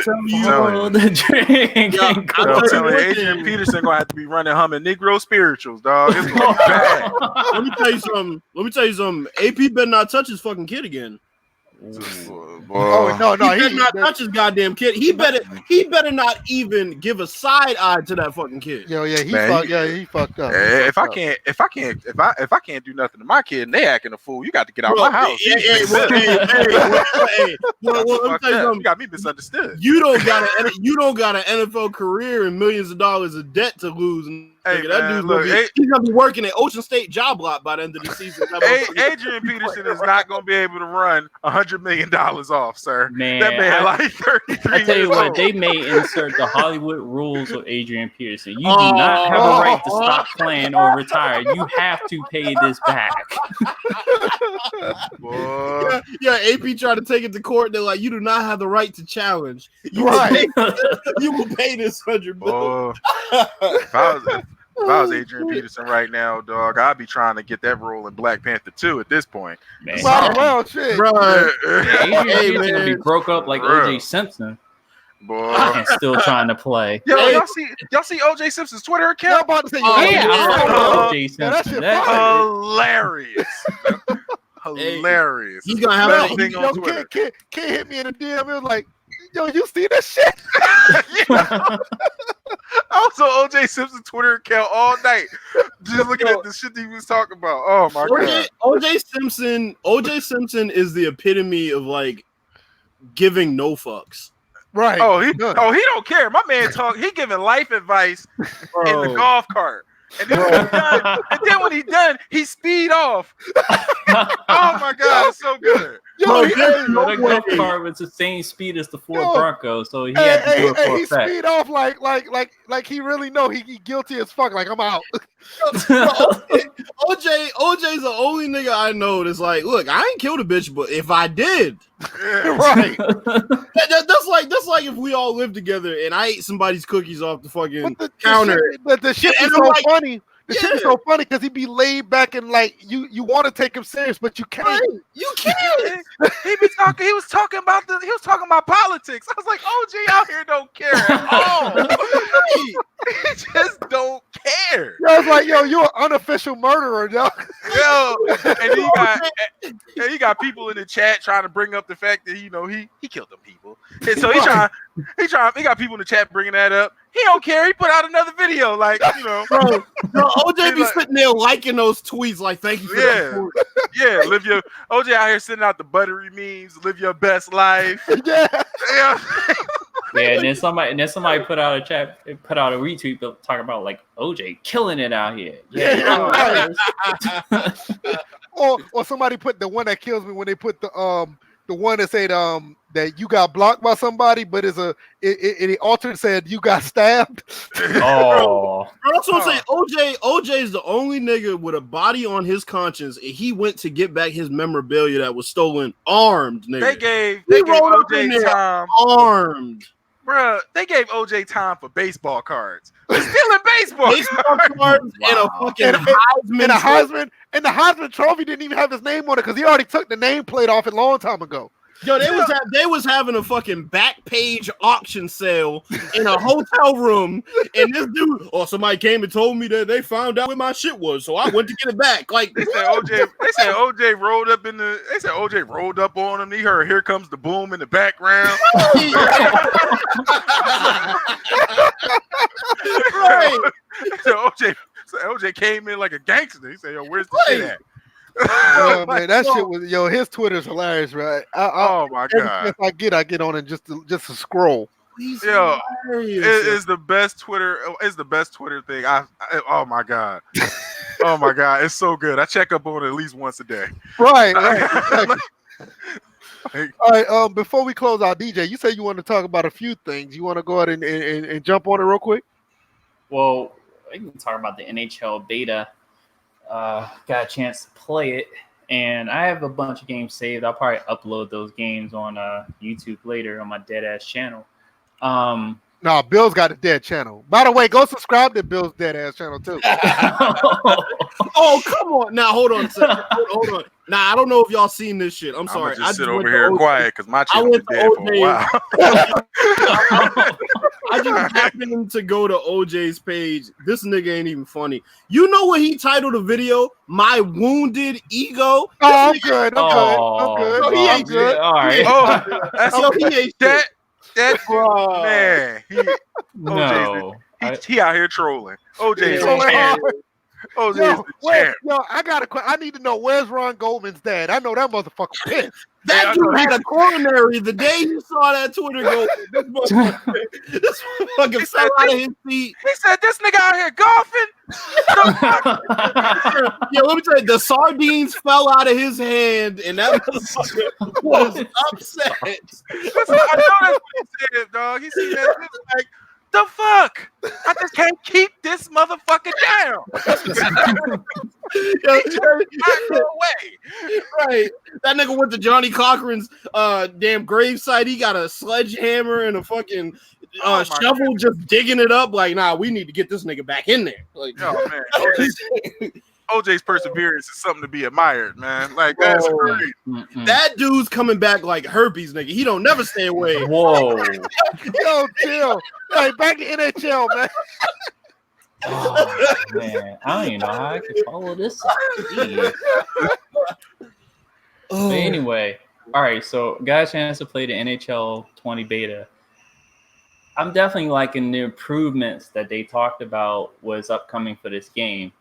I think the big improvement is to the presentation.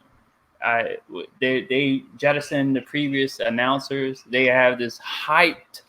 This announcer is constantly hyped up throughout the gameplay. Like, he's animated throughout it's like the presentation will hit you the moment that you start playing. Now, I didn't get a chance to play against the CPU primarily. That's what I like to do. I'm an offline game. But playing these online games, other than the lag, games play pretty good. The presentation jumped out at you. They brought up one guy that was part of the previous commentary team. They brought him up from the ice level. He's the color commentary guy, and it seemed like they have a pretty good chemistry. And they said that overall they've recorded 300 hours worth of commentary. And they're taking a route that Madden took as far as the commentary is concerned. So they're going to update the commentary throughout the season. I don't know how they're going to do the intervals, but I'm definitely looking forward to that. But the gameplay on top of it, they've added contextual shots. So, and that's a part of RPM 2.0, which Madden lessened when they came out initially last year. But the contextual shooting is going to be really good. Like, it helps on the one-timers. You don't get these wonky swing and a miss animations or out of position type. Everything is going to be according to how they receive the pass if you want to deliver a one-timer. And then as far as the positioning on shots, backhanders look smoother, forehanders look smooth. You have signature shots. I was able to get Ovi's shot off, so the goaltenders, they do a little bit more. They added a save animation where they can save it towards their chest, so they're not getting these like dumbass rebounds that people can cheese, whether it's online or offline. And goaltenders now have the ability to deflect passes away, so they can deflect the passes away, and most of them fly out of play. So you're gonna get more stoppages of play as you're playing. Now, some people may frown upon that. They want the game to keep going, but me, I like the real stats. I like the real pacing of the game. So I like that. So I think the drawback that I saw in the beta was the AI. They didn't really touch the defensive AI. I know me and Bills, we've talked about that extensively. Yeah. As far as how they position themselves, they seem like they're constantly chasing. And then they're not going to chase all over the place, but it seems like they can get caught out of position easily. Mm-hmm. So that's one thing I wish they would have not just tweaked. They should have just continued to work on. I'm like, of course, this is the beta. They may be working on it and maybe improving upon that, but they already said there's not going to be much of a change to that. I know the franchise mode, just to get to that, the one thing that everyone was screaming for Madden is in NHL, and that's coaching carousel. So that's the thing where they have, instead of putting they had coaching carousel in NCAA 13. I knew you was going to bring up the college football game. Yeah. It's crazy how it's not in Madden yet. Yeah, so they're doing that, and this means they don't have the real coaches in the game, but they have fictional coaches with their own strategy, base sets or whatnot. I mean, I can live with that. I'm not, and that's good, and that's the one thing that will differentiate itself again from Madden's franchise mode. Franchise mode for Madden just seems to get pushed down, and continue to get pushed down. NHL's keeps rising. What's it?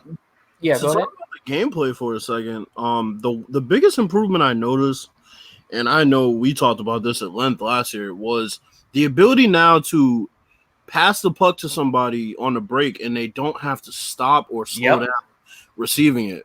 Because a lot of times it would stop the break and then the defense would have a chance to get in position. And, that really, that's the key in the NHL. Every time I watch an NHL game, I marvel at how they can lead a guy with a pass and he doesn't even have to slow down to receive it, even if he has to reach a stick out a little bit further. So that's definitely a big improvement and it affected gameplay definitely in a positive way.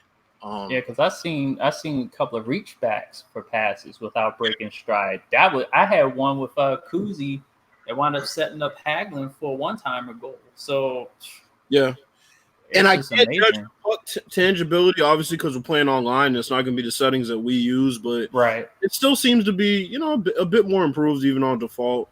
But yeah, the defensive AI is going to be a big one. At least if they tweak the aggressiveness slider maybe to work a little bit more how we want it to, then maybe that can kind of help. But I think they're going to have to just go in and kind of overhaul it because FIFA did something similar. Yeah, I know when I was done, just record-wise, I was 3-2. So, and it was funny because I lost the first two games because I was getting used to, the nuances of these mechanics and these features. But it was just like once I got it down, and that took time to check out like the World of Chell. They had this eliminator mode that's like it's an 81 person tournament, so it basically puts you where you're doing like the free for all, where they call it threes. That's how they're doing it. They're doing it in sets of threes, and you have to beat and continue to beat people online. All right, kid. I see. Such a troll, yo. I looked at. I was about to just address it like it was a regular person. And I was just like, "Oh, this person." Oh, okay, yeah. Anyway, like I said, the guy that y'all meeting, this is the guy that. This is why it was like nothing changed. It hasn't changed. Nope, not one bit. Yo, man. Should have never gave this dude a comment section. Man, we might as well make him a mod too. Sir. Yeah, right? It's a good idea. Let's go ahead and go ahead and get him the mod status. I should hit put user in timeout, but I'm gonna go ahead and we'll go ahead and they're gonna bless me with the wrench. All right.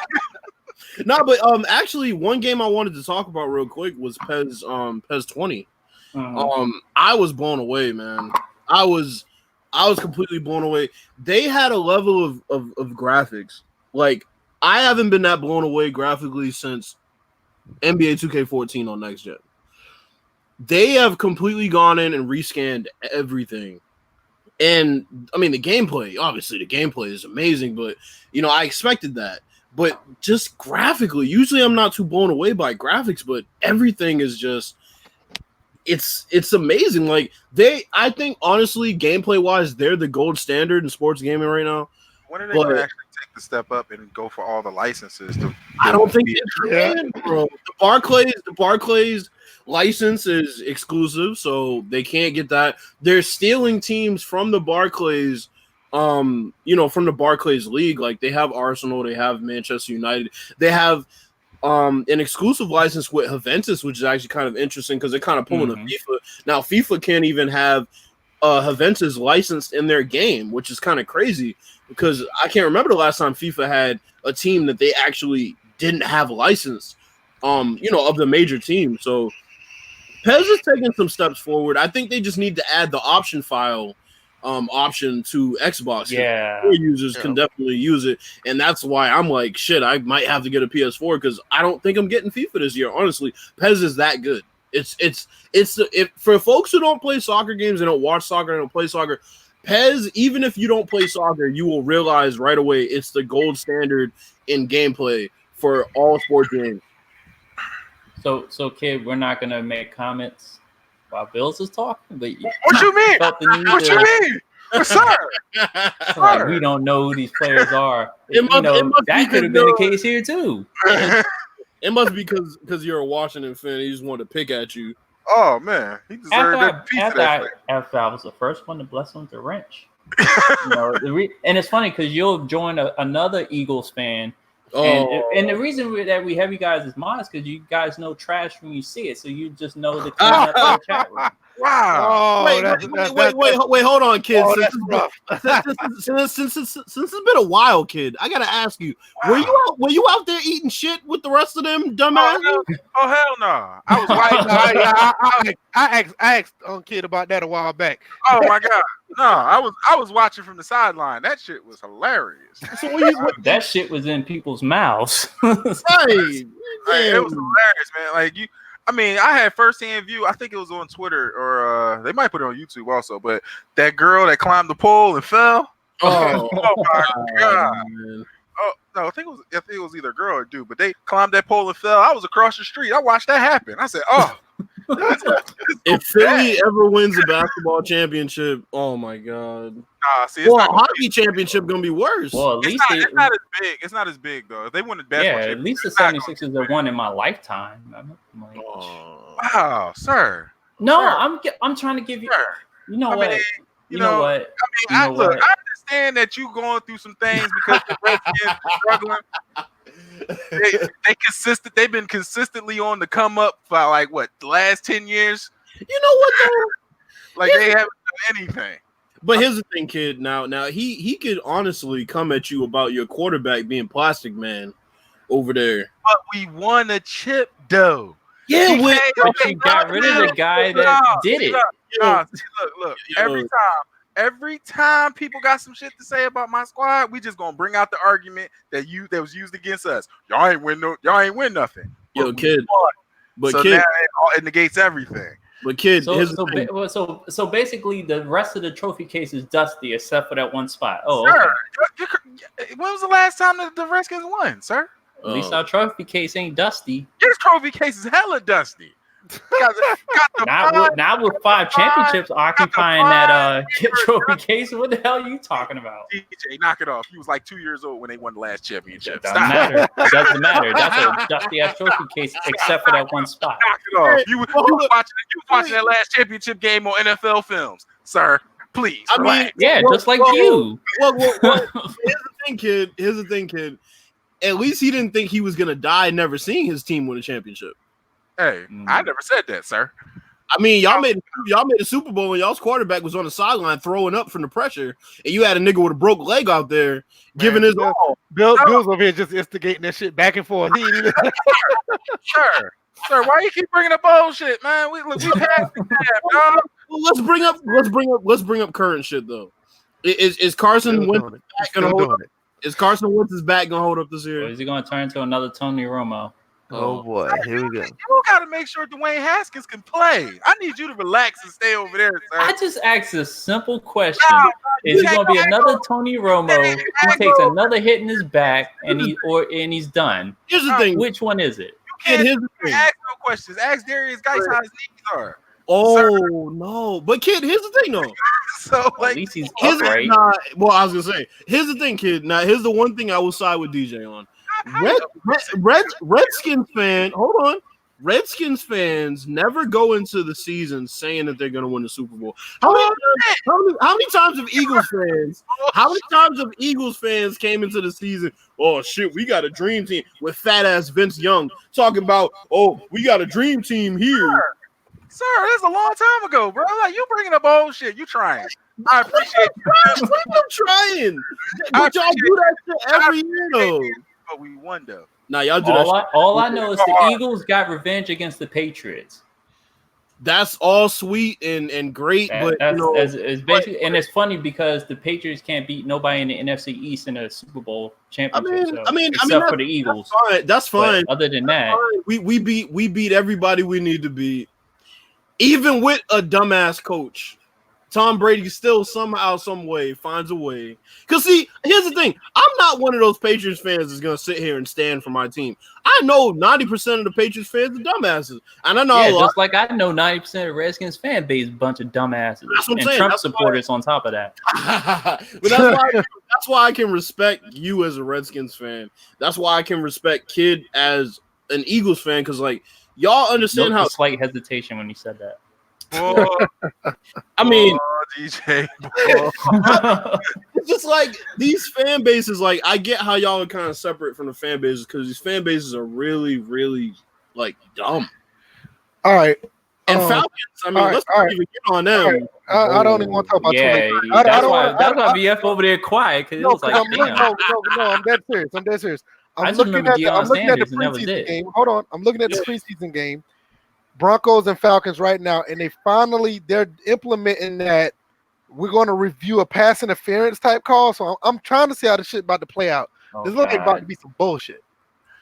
Speaking of which, didn't they pull in Roger Goodell and somebody else to be questioned about the call? Yeah, they're talking about the Saints bullshit. I'm not worried about that. I'm talking about they're actually somebody actually threw the flag on a pass interference. I'm trying to see how this shit plays out. This is going to be interesting. But anyway, y'all can keep talking. I don't get how that's gonna. I don't know, man. I don't know how that's gonna play out. I just think that one call shouldn't make you change the entire way that you referee. Well, I mean, that's what they did. That's what I'm saying. I don't think. No respect for me. No, Pooh, because you be having these wild ass opinions sometimes about your Eagles, bro. Yeah, I will honestly admit, especially about condoms. Just like when you are. I'm not gonna talk about it. Kid is a Eagles fan that makes sense. Now sometimes Pooh be off the rocker. This dude Pooh was sitting there trying to make Sam Bradford out to be the next goddamn Joe Montana. Right. Motherfucker, like that. Motherfucker over there doing the involuntary stanky leg every time he gets hit in his knee. I respect Sam Bradford. He's stole about $100 million in checks for a while. I respect every surgeon that's worked on that fucked up ass knee. Nah, I just respect. I respect his agent. Him and his agent. They get these NFL teams every year for a check. Oh, his agent. He do be finessing. Now, that's true. Oh my goodness. His agent and Mike Wallace's agent for the longest time. Man, but what about Kirk Cousins' agent? Oh God, yeah. Fully guaranteed contract. His agent. DJ, stop, sir, because you was out here just saying until he left. Wait, hold up. Wait a minute. Say this again, kid. You was out here supporting Kirk Cousins, man. No. I was supporting the team, and when the team performed good, everybody, I was supporting him. But when Cousins was fucking up, when he was taking a knee on the 3-yard line when we were going in scoring against you guys, yeah, he got ragged on, and then towards the end, yeah, he was getting ragged on heavily because I knew he was a fraud. He was a phony con man. Pooh, you know what my issue with you is? I'll be completely honest. Lord Jesus. My issue with him as an Eagles fan, not even as an Eagles fan, as a fan in general, like some people take their division bias to like a degree that just is like ridiculous because his bias clouds his judgment. Yeah, I agree. I absolutely agree. The issue is when your bias clouds your judgment. Like the people who are just like, well, Jets gonna be just as bad as they were last year. Well, Le'Veon Bell ain't gonna do shit. It's just like you sound dumb. Don't take that, Pooh. Fight back. He can't. Fight back, dog. Fight back. That. So apparently, this pass interference thing, they challenged it, and the Falcons won. So basically, the DB was like touching them on the chest or whatever, and the ref threw the flag. So I guess the Broncos threw the red flag, said that it wasn't, but it actually was. This is stupid. So I wonder if it gets reversed. What is that? Down over? I don't know because this time they said it was pass interference and they didn't overturn it. But that's what I'm saying. It's like if they don't, like, let's say it turns out not to be pass interference, then it will have to be down over. Wait a minute. So here's another thing. Can they challenge when the referee rules the play like the ball uncatchable? Like if it's ruled uncatchable, can somebody challenge that? I don't know. If there was blatant pass interference on an uncatchable ball. I think you could just. I have no idea. Because the thing is, I think you can only just do the pass interference itself. You can only challenge the call. If pass interference is called, you can only challenge it. Well, but here's the thing. So it's a good idea that DJ's bringing up because think about this. Can you challenge if you think there was pass interference but it wasn't called? Yeah, no. In this instance, what happened was what happened in this is the ref threw the flag because they thought the guy from the Broncos was pass interference on the receiver. Yeah, I think you can only challenge that if the flag is already thrown. But that's what I'm saying. The whole essence challenge it like it's an out of bounds play. Like, that's what makes it so funny. That's what makes it so funny is the essence of the rule was there was a flag that wasn't thrown. No. They can challenge it if it was. They can challenge it if it wasn't thrown. Okay. If it wasn't thrown. So if they think it wasn't, okay, all right. Yeah, because that's the whole purpose of the rule itself. They challenge it because it wasn't thrown. Okay. But this time they challenged it because it was thrown and it was upheld. I think it's weird. But that's my example. Is like you talk about the only time it gets clouded is really about the Cowboys. Okay, well that's a prime example of it. I just hate fanboys at times. I do too. It's just like, well, you call Bill Belichick. You act like Bill Belichick shouldn't have called that reverse in the Super Bowl, or it's just like. But y'all been dealing with fanboys for a while now. That's why I take this hiatus, man. This fanboyism is so all-time high. It really is. Like, just to go back on the topic of a video game, like. If you see certain improvements in the game, but the only thing you're going to see is the negatives, just for views and clicks. Or are you mad because a certain logo ain't on the front? Yeah, like here's the thing. I think the issue in this society in general, and me and DJ talk about this at length, there's no gray area anymore for anything. Absolutely not. You're right. Nope. When people accept the fact that there's no gray area and it's either black or white, that's the issue. It can never be a compromise. Like two things can never be right. It's either one thing is right and the other's wrong, or that thing is right and the other's wrong. It's never in the middle. Like, hey, two things can be right. That's the issue. The problem with Freddie G saying is like the problem is like you have people in this community. It has to be this or nothing else. Like what we just did earlier, you probably wasn't here. We were talking about Madden 20. We know it has problems, but we're enjoying the game. It's like you gotta just talk about the problems, or you gotta talk about how good the game is. It's like there's no middle area to like, yo, I know this game got problems, but I'm still rocking with it. No, you think you're a problem. Like Freddie G, from my own personal experience, is like that. Like I come out and say, hey, I'm enjoying this part of the game. Oh, this game is trash. How can you like it? But I like it. It's my opinion. But I can't have an opinion on it. I like it, and I can easily point out the positives and I can point out the negatives. It's not. I shouldn't have to go in one direction. I'll give you a perfect example. Me and VF were talking about Johnny Manziel back in the day, right? And every time we talked about his skill on the field, somebody would come and say, well, he's an idiot and he always gets in trouble. He sucks. No. He gets in trouble, but he's good at football. Right. Both things can be right. It doesn't have to be because he gets in trouble, he sucks at football. Because we've been on record to say, like, yo, his talent is not going to be the reason why he's a bust. Right. It never was going to be that. There can be a gray area where you meet in the middle and establish the fact that two things at the same time can be right. Because he clearly was going to be a bust because of off the field stuff. It was not because he couldn't play. Well, that's the thing. In this sim community, it's either the game is ass or it's the greatest game ever. There's no in between. Well, the problem with the quote unquote sim community, at least the problem I have with it, is the holding on to a game that's damn near 15 years old, man. Like I'm sorry, but 2K5 was good for its time. You can't. It can't be something that you hold on to and keep comparing it to Madden. We already know what the comparisons are. We already know what the flaws are. And there's flaws in 2K. But here's the other thing, though.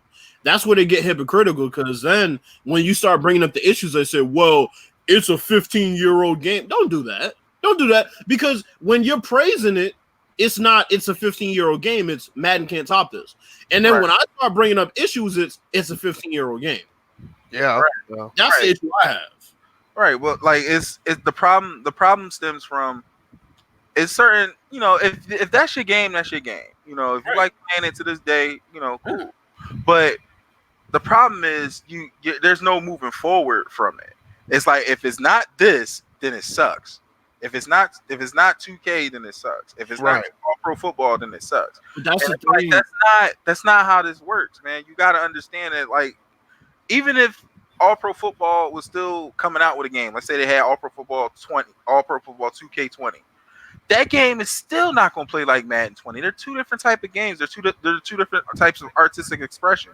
Right. Regardless of what you say, 2K enough be Madden and Madden enough be 2K. Exactly. They never played alike. But the other issue is they never. That's true. That's one thing that nobody really talks about.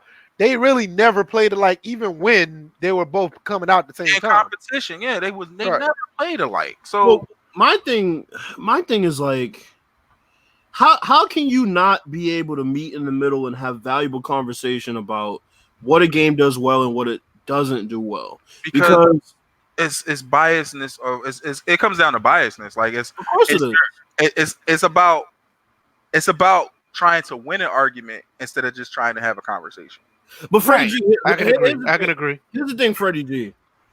Let's say we admit in 2020 that we should have dynamic weather, coaching carousel, stadium noise being a factor, right? Let's admit that we should have all that, right? But hold on. I can't finish this conversation for you. Even if they can have all of that, and if we're still rocking the game and like the game, it should not be a problem that because that stuff is missing, that the game is trash. Not even that.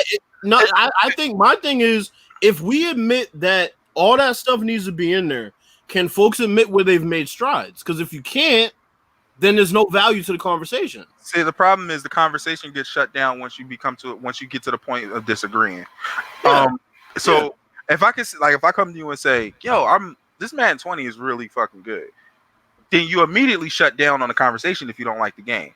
Yeah, you're just thinking that I'm all positive on it when that's not the case. The game does have its flaws. It needs all that he just pointed out. It needs a better franchise mode. It needs certain things. It needs better zone coverage. But the positives are that they improved. They improved on the pass coverage. They toned down the pitch. They toned down the toss plays in the game that were fucking overpowered, and they gave you no reason to run up the middle. They've improved on the O-line play to where at least the O-line can actually block and seal instead of just running into each other like robots. Basically, overall on the field is much better than past Maddens. Yes, it's better. It's better than a lot of Maddens right now. What you spoke about, kid, this goes all the way back to when we, came up with NWO. There's a reason for it. So for the folks who weren't around back when we came, let's just dive into that for a second. So much like what's happening now, it was happening back then when we came up with the whole NWO concept. And the reason is because basically folks adamantly came out against us and said, we don't like the fact you're having fun with a video game. And they couldn't admit that there were certain things that the game was better at because instead they wanted to come up with definitions of who was a sim gamer and who wasn't. And they labeled us as not having any nuts, which was crazy. And I'm not even going to name the guy who said that. And they also said, well, if you play Madden, you're not a sim gamer. Right. So I had to come at a guy he was known at this point. I don't know what he's doing now, but I had to come at a guy about that because he was pretty much trying to just throw everybody under the bus, but it was clear that it was for it was clear to edify itself. Right. Because his voice wasn't being heard like he felt like it should have been. And the problem is it's not about quote unquote your voice being heard more than anybody else's. Because if that's what you in it for, then just be 100 about it and go monetize your shit and go make your bread. Like another guy that's already in the community doing, because that's why he's putting out his negative videos, which is he got exposed by somebody. This dude, he said he put out 3 hours. No, he said he played the game for 3 hours, and the guy was like, "Yo, you played the game for 3 hours. You got over 10 plus negative videos. What does that tell you about his content?"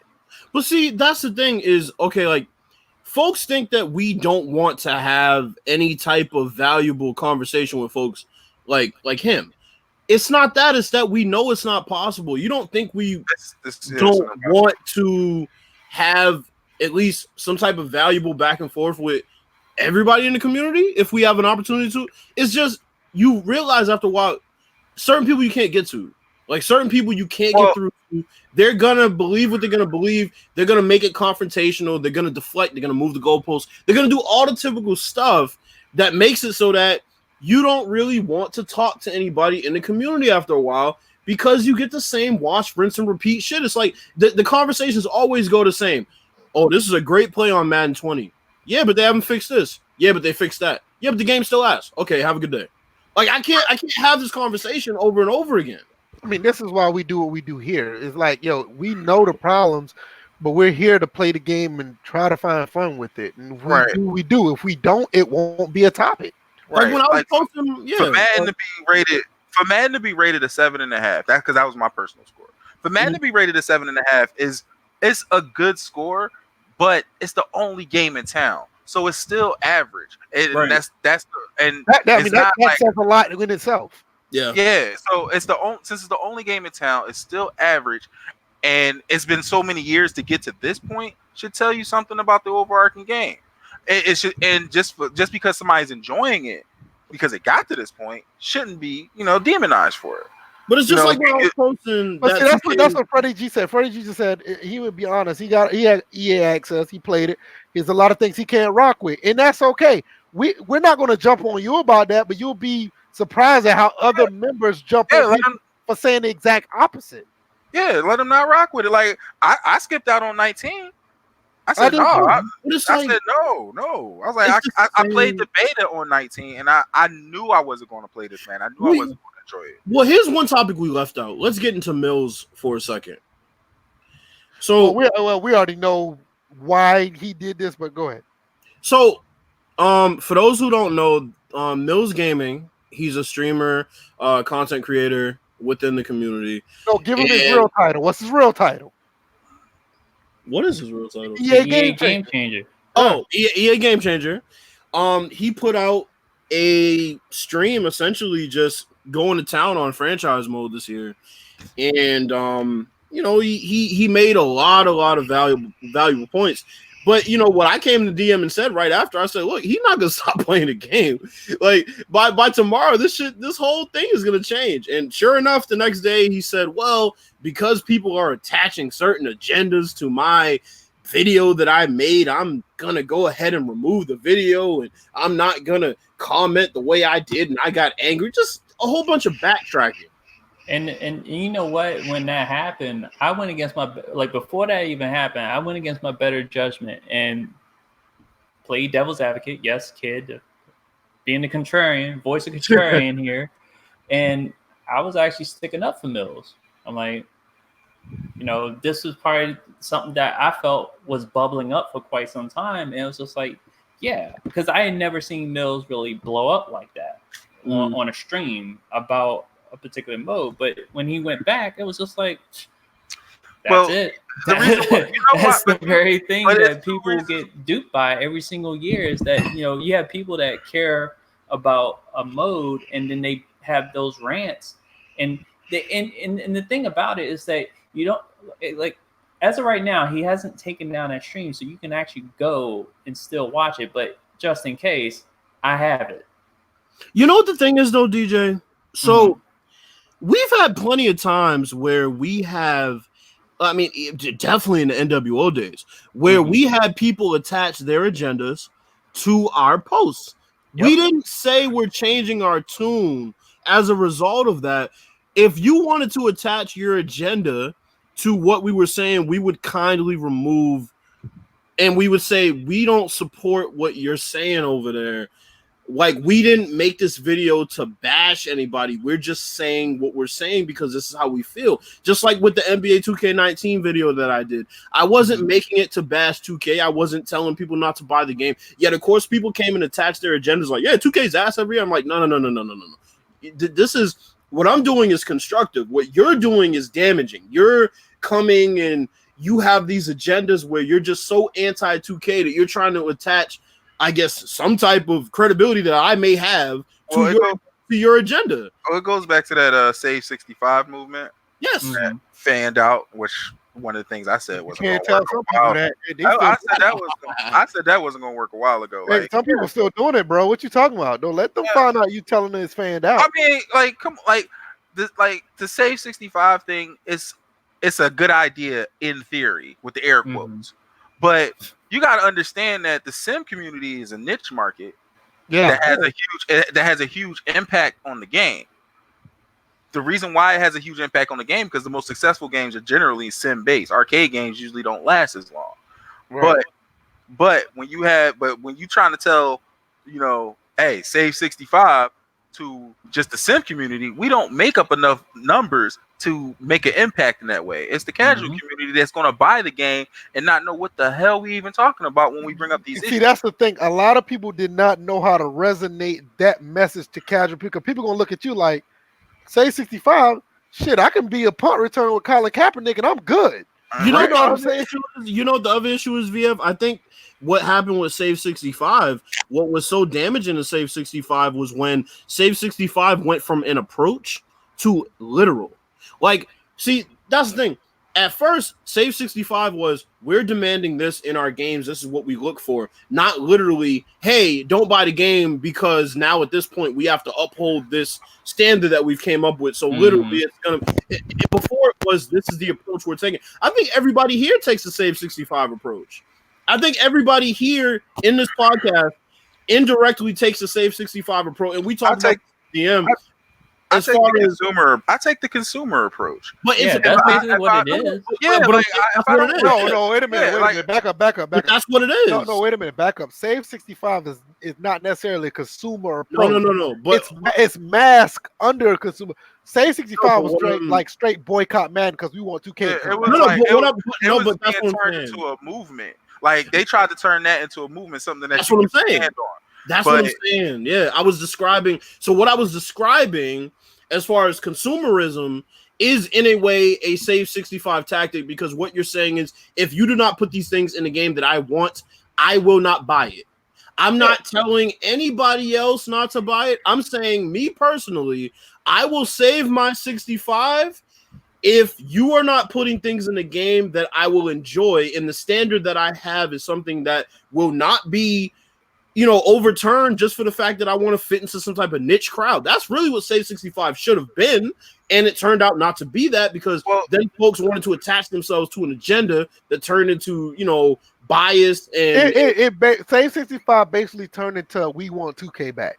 Yes, that's basically what it turned into. Much. It's not like it. If Save 65 worked, if that was something that works, like, yeah, you can say that, if you don't spend your money, people will listen, you speak with your dollar. That's all good in theory, like I said. But if that really worked, NBA Live would be a better game. Right. You know what I'm saying? But people been saving 65 on NBA Live for a while now, and that game is still not good. If Save 65 worked, 2K would be a better game.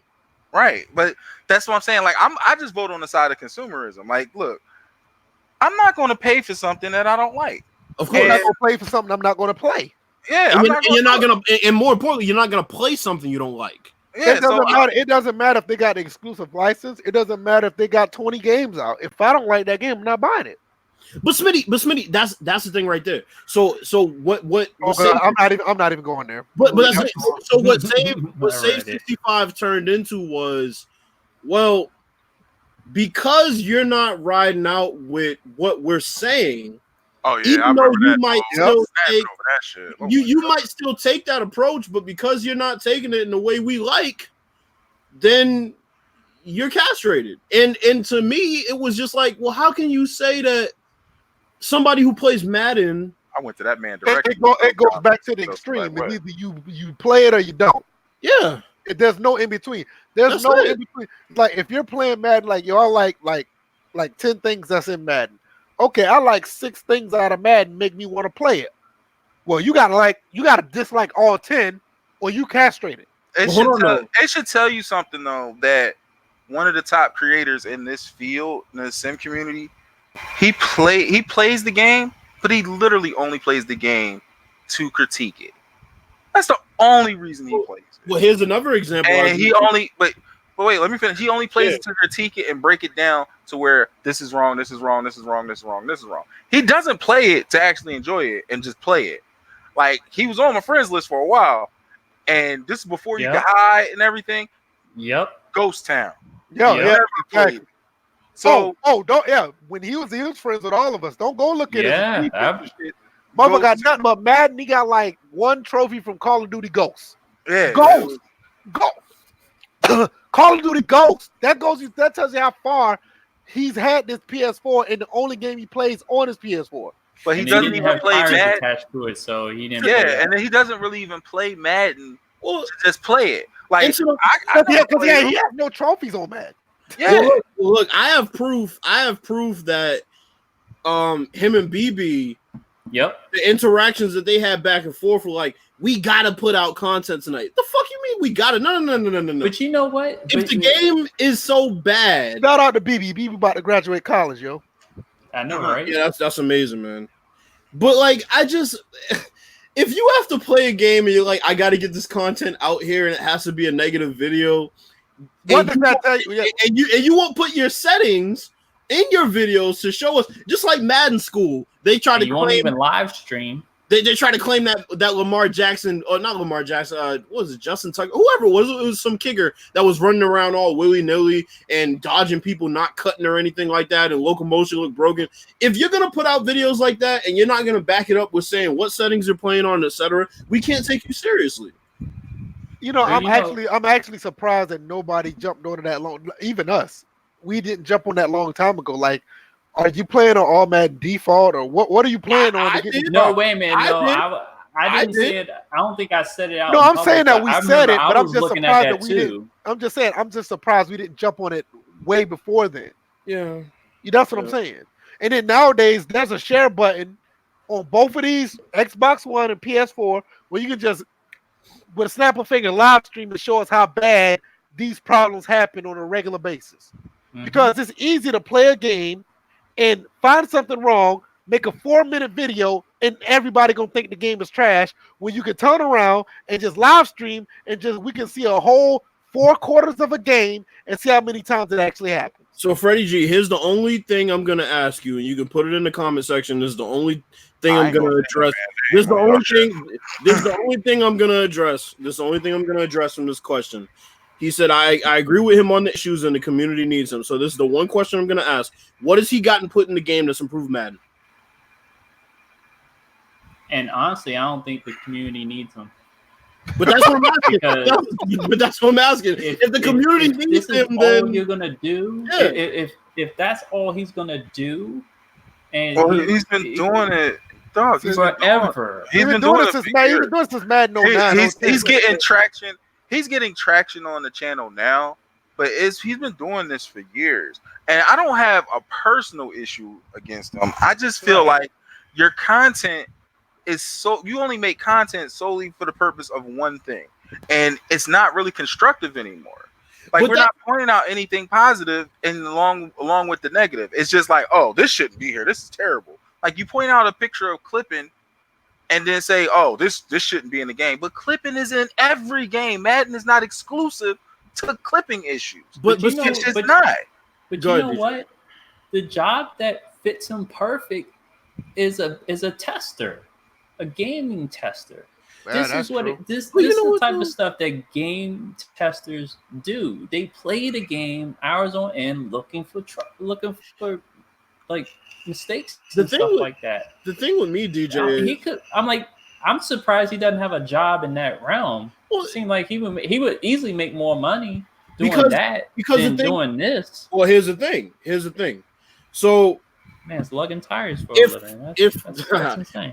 But like, if you're gonna say, if you're gonna say tires, man. if you're gonna say that the community needs him, shout out to Goodyear, man.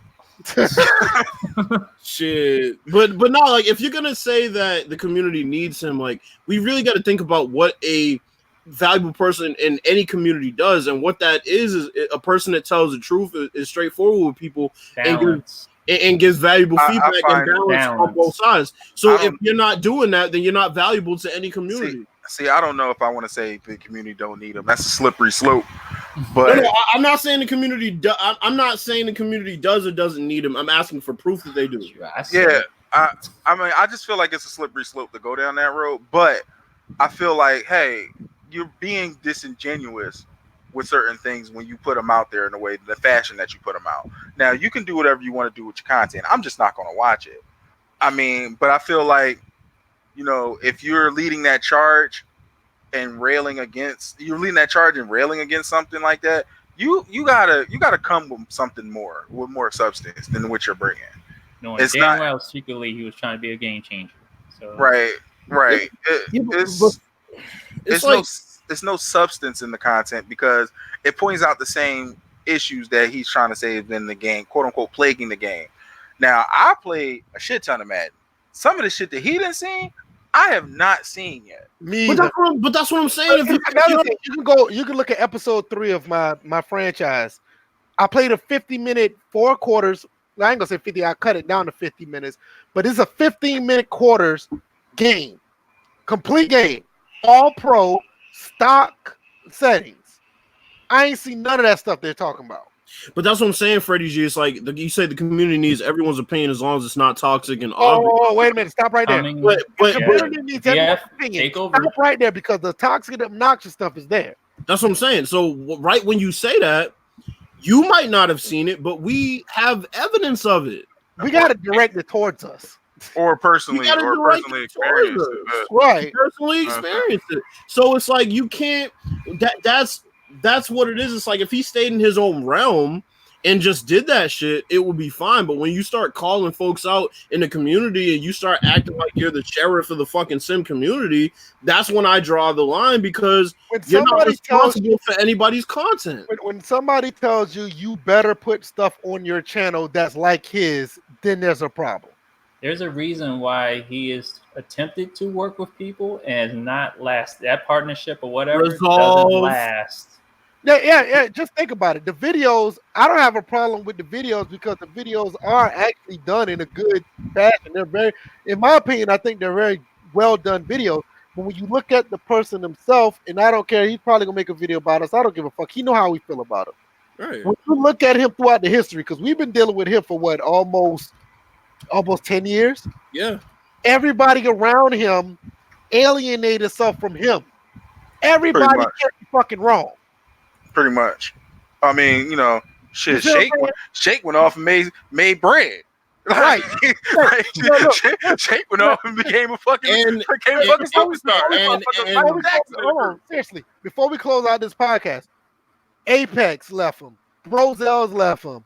P5 left him. Resolve left the country. Resolve is going. BB going. I stopped messing with them. Sim, Smitty, all a big play killer stopped messing with him. Come on, man. Everybody can't be wrong. Well, you can take Gedden off that list. Yeah, Gedden is pretty much. He's a Gedden burned himself out. He had that one great thing against Apex, and then he came back with the tail tucked between his legs. I get it. Everybody do have egos, Freddie G, but let's be honest. All those people are not going to walk away from one person, and that one person is the one that's right. But it's not safe to have an ego on the internet. Well, and that's the thing. And that's the thing. He's speaking from a place of not understanding the full situation. Well, that's what I'm saying. It's like, admittedly, we can't really discuss the whole thing in a public space like that because some things don't need to be said. Yeah, but I understand what he's talking about. It's just that. When you, it's not just him hating on him. It's just when you, it's a certain section of that community. Like when it's not just him, it's another guy, Dollar or whatever. He loves Madden 05. Great. Madden 08. Oh, Madden 08. Great. But he went off and is now a part of Access Football. Yeah. At least he turned into something Why you a kid? That dude did something that honestly nobody in the community has done. I have to give him credit for it. He actually helped build what Axis is today. Little B know it's not the best game in the world, but he tried to make it. I'm not even hating on him. I'm glad he did something different. I'm not hating on him. What I'm saying is he was part of that situation. When you say something positive, came out, made a video. Oh, you wrong. This is trash. We all remember his reaction to Smitty. But see, that's the thing is I like when I think about the history of like us as the NWO, like I just remember us never really coming at anybody, and people always were the ones throwing stones at us, and that's why we can sit here and talk about. The whole thing was based on us making a joke about how stupid this shit was getting. Of course, and that was back in 2015, 2014. Yeah, I mean, I came in Apex about that, but I came at his neck something serious. I came at his neck so hard he had to call me on Skype. Well, you and HD, let me tell you, you and HD did, and then I had to go over there like the fucking representative of the damn group, and I'm in there with J Music and fucking put him in the game. I remember when I spent time with everybody, and it was funny because it was just like, at first it seemed like they were trying to gang up on you. They're cool. But then after that, you're having a normal conversation. You're talking about sports, you're talking about games, talking about life, and then Apex will start talking about religion and want to be a mentor or something like that. That's another thing, DJ.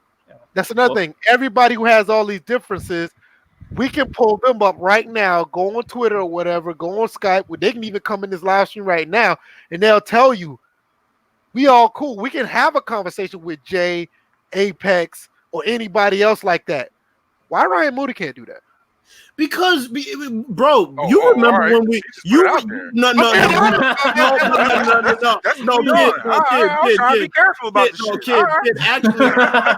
kid. Correction. He put it out there for like the 100th time because we've had open invites to Skype several times, and he was the one to say, "Well, men don't operate on Skype, and that's not what it takes to be a man." But you are behind your keyboard talking extra big man tough, and then we ask you to come and have a simple conversation, and you can't do it. Let's go ahead and fall back because I know a video's probably coming. I ain't got nothing else to say. Fuck him and his camcorder.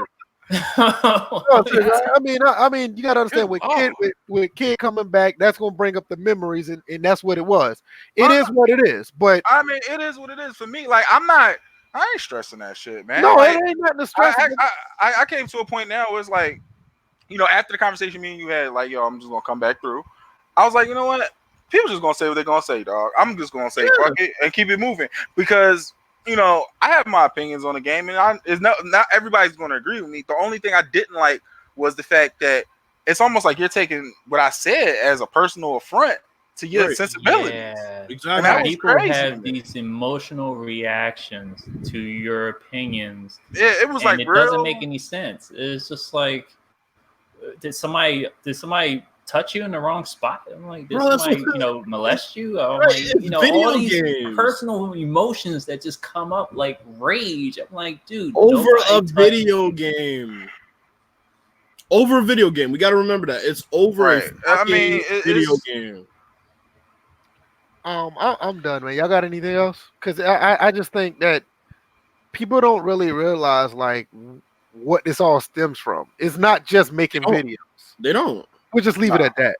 Right. It's way deeper than that. It's not. Freddie G, not Freddie, but Kid. Freddie G wants to know, Kid, you got a YouTube channel? My channel dead as fuck, man. Sometimes I would catch Kid live streaming on YouTube. I'd be like that one person that joins in and watches for a little bit, see what's going on. What it is I'll be on PlayStation, and then like I'm playing something, and they be like, "Yo, let me stream that so I can check it out." So I just throw that shit up on there. No schedule, no nothing. Just throw it up on there so you can see what I'm playing, and I just hop off. Like I remember you invited me to play some shit on PS4 with. So I'm trying to remember what it was. Cause there's been a couple times you've invited me. I'm like, fuck, I ain't even got that damn game. Oh, but you would invite me to play it. Like it was like either a fighting game or some shit like that. So I was online. If anything, like if I do anything, I'll probably just live stream shit, man. Like it's easy. It's easy. I ain't got to edit shit. I'm fully admitting that I'm being lazy on the content. I know you used to do it. Another thing, but see, that's another thing. That's another thing. Live streaming is easy instead of just cutting up a little 4-minute video to tell you how bad Madden is. You have to literally press one button. Exactly. And just play. And people can see all the quote unquote problems that's in Madden. Easy. Just live. Just stream it, man. Like I'm on PSN all the time. A picture is worth 1,000 words. A video is worth 1,000,000. A live stream is worth 1 billion. But you know what? And not giving out the address is worth limitless. but you know what? Just to bring this up, because I know Kid with the latest division that came out. You know the cool thing about Kid? He's a man of his word. Because I remember when I kind of started the small group, and I named my group on my clan on Division 2 NWO, and then he had his clan, and we actually came together and we actually formed that clan, and everything that we agreed upon sticks to this day. So that's one thing that you can't call Kid a liar when it comes to anything. The man is a man of his word. So that's big respect to you, even though you've been gone for a little bit, but knew you was always there. I'd be lurking in the background. Always lingering in the shadows. Right. What you got, Bill? Oh man, just thanks to Kid for coming through. It's been a minute, and it was definitely great to catch up. Thank you for everybody that's came through and stayed here. We still got 14 people in here. I know, right? Shout out to all the new loyal listeners, like Freddie G came recently. Chris Thomas been here for a grip. Doug Thomas been here for a grip. Antonio Wilson's been in here lately. Day one since we went live. Day one since we went live. So yeah, shout out to everybody for coming through, and we did change our, I guess, way of putting this up. Hey, how about StreamYard? Podcast. Quack, bitch. Quack. But yeah, if you have any issues with this, then pretty much it's gonna have to be Google that you're gonna have to take that up with. So VF, is Hardy gonna give you some royalties? Since you did suggest man, y'all don't want no smoke with him, man. Just leave that man alone, man. I already had my interaction. He freely admits that he on the crumb side of YouTube, man. Just let that man live. DJ, you know, as soon as that shit turns on, we gonna talk about these niggas over here on this side of the talking about, but that's what's gonna come out. So but you know what? It was cool to interact for that one brief moment, just to see where, because I felt like when I said what I said, it maybe made him think about who he was using as a source for the game, as far as formulating his own opinion. So you can make somebody think you got that person. So just saying. What you want to close out with, DJ? Well, I also have a dead ass channel on YouTube. It's my full name, but it's under Derek Jordan. They use that with creative characters, so you see my name all over the place whenever I stream or whatnot. But you can also find me on Twitter, DJ81. I now stream on Twitch, D8J1. I just swapped a couple of letters there, and I'm currently doing a No Man's Sky permadeath run. So, Kid, if you want to throw insults on that too, you can do that as well. And also, how about we give Kid the wrench? I thought I did already. I got the wrench. You did it? Yeah, I got the wrench. Oh, cool. I'm just trying to make sure, trying to look out. He good. But it was a pleasant surprise. Because as everyone heard at the last second, I was thinking of Resolve, because Resolve popped up on Twitter for one moment. Yeah, he did. So he's still in the UK, right? Man, you know what? Yeah, he is. Let's just be honest for a second. We thought it was gonna be Kirk Ford, all right? We was disappointed. All right, that would have been hilarious. If I could reach through a computer monitor, I would have choked the shit out of him. They kept asking, they was like, "Man, who's the special guest?" So I told him like Kurt Ford, because Kurt Ford was saying racist shit to him like it was a couple weeks ago. So I said, "Man, it's Kurt Ford, man." I told him, him and David Kurt Scott, whatever the other guy's name, talking about children in Colombia need to die in a mudslide, kill them before they kill us. I'm like, hey, I told him, I said, "Hey, Kurt hit me up up on Skype with a live video of him burning his MAGA hats. I was told.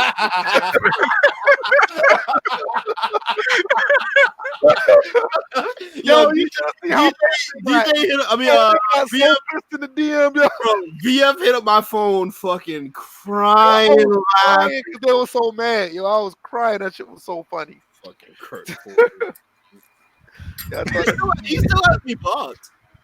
Yeah, he got me blocked too. Fuck him. Well, Kirk Scott has me blocked. That must have been like when I fried his ass about that comment about the kids in Colombia. He's just mad because he got 3 first names. Shoot, man. I basically told Kirk Ford to stop following me. He did exactly that. So I was just like, cool. I didn't have to do no work. What you got? What you got, kid? It was fun, man. Coming back on. Yeah, the shit was fun. I agree. I gotta do this more often. I come through anytime y'all want me to come through. All right, got I am a part-time struggle YouTuber.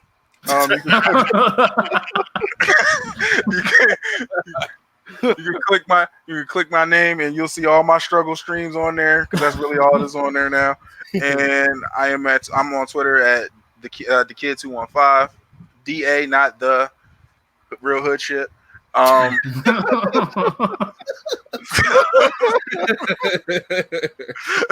you stupid, man. I would be more active. Y'all definitely see me around a lot more often. So, boy, they gonna catch hell if your ass more active on Twitter again, boy. We should have had you on last week when you was talking about the most hated athletes. That shit would have been fucking. Oh, that would have been hilarious. Because NY Kia stole the show with his fucking. Yeah, that shit was funny. Yeah, NY Kia was on and on. Yeah. All right, man. As for me, man, I'm gonna still do this franchise thing, man. Episode 4 is already done. I just need to upload it. 5, I'm gonna do that a little bit later this weekend. I'm glad Kid came through. This has been a great episode, and I'm glad that this, duck, duck, quack, quack shit works. Google Hangout is gone, but we keep running. We ain't nothing stopping us, and I appreciate everybody who came in to listen. The review, Live 20, Adrian Peterson, this fucking community, all this shit is all good. Damn. I appreciate y'all, and next Thursday we'll be back, and we'll see y'all guys next time. Peace. Back with more wacky content. Shout out to Kirk. Shout out to Adrian Peterson.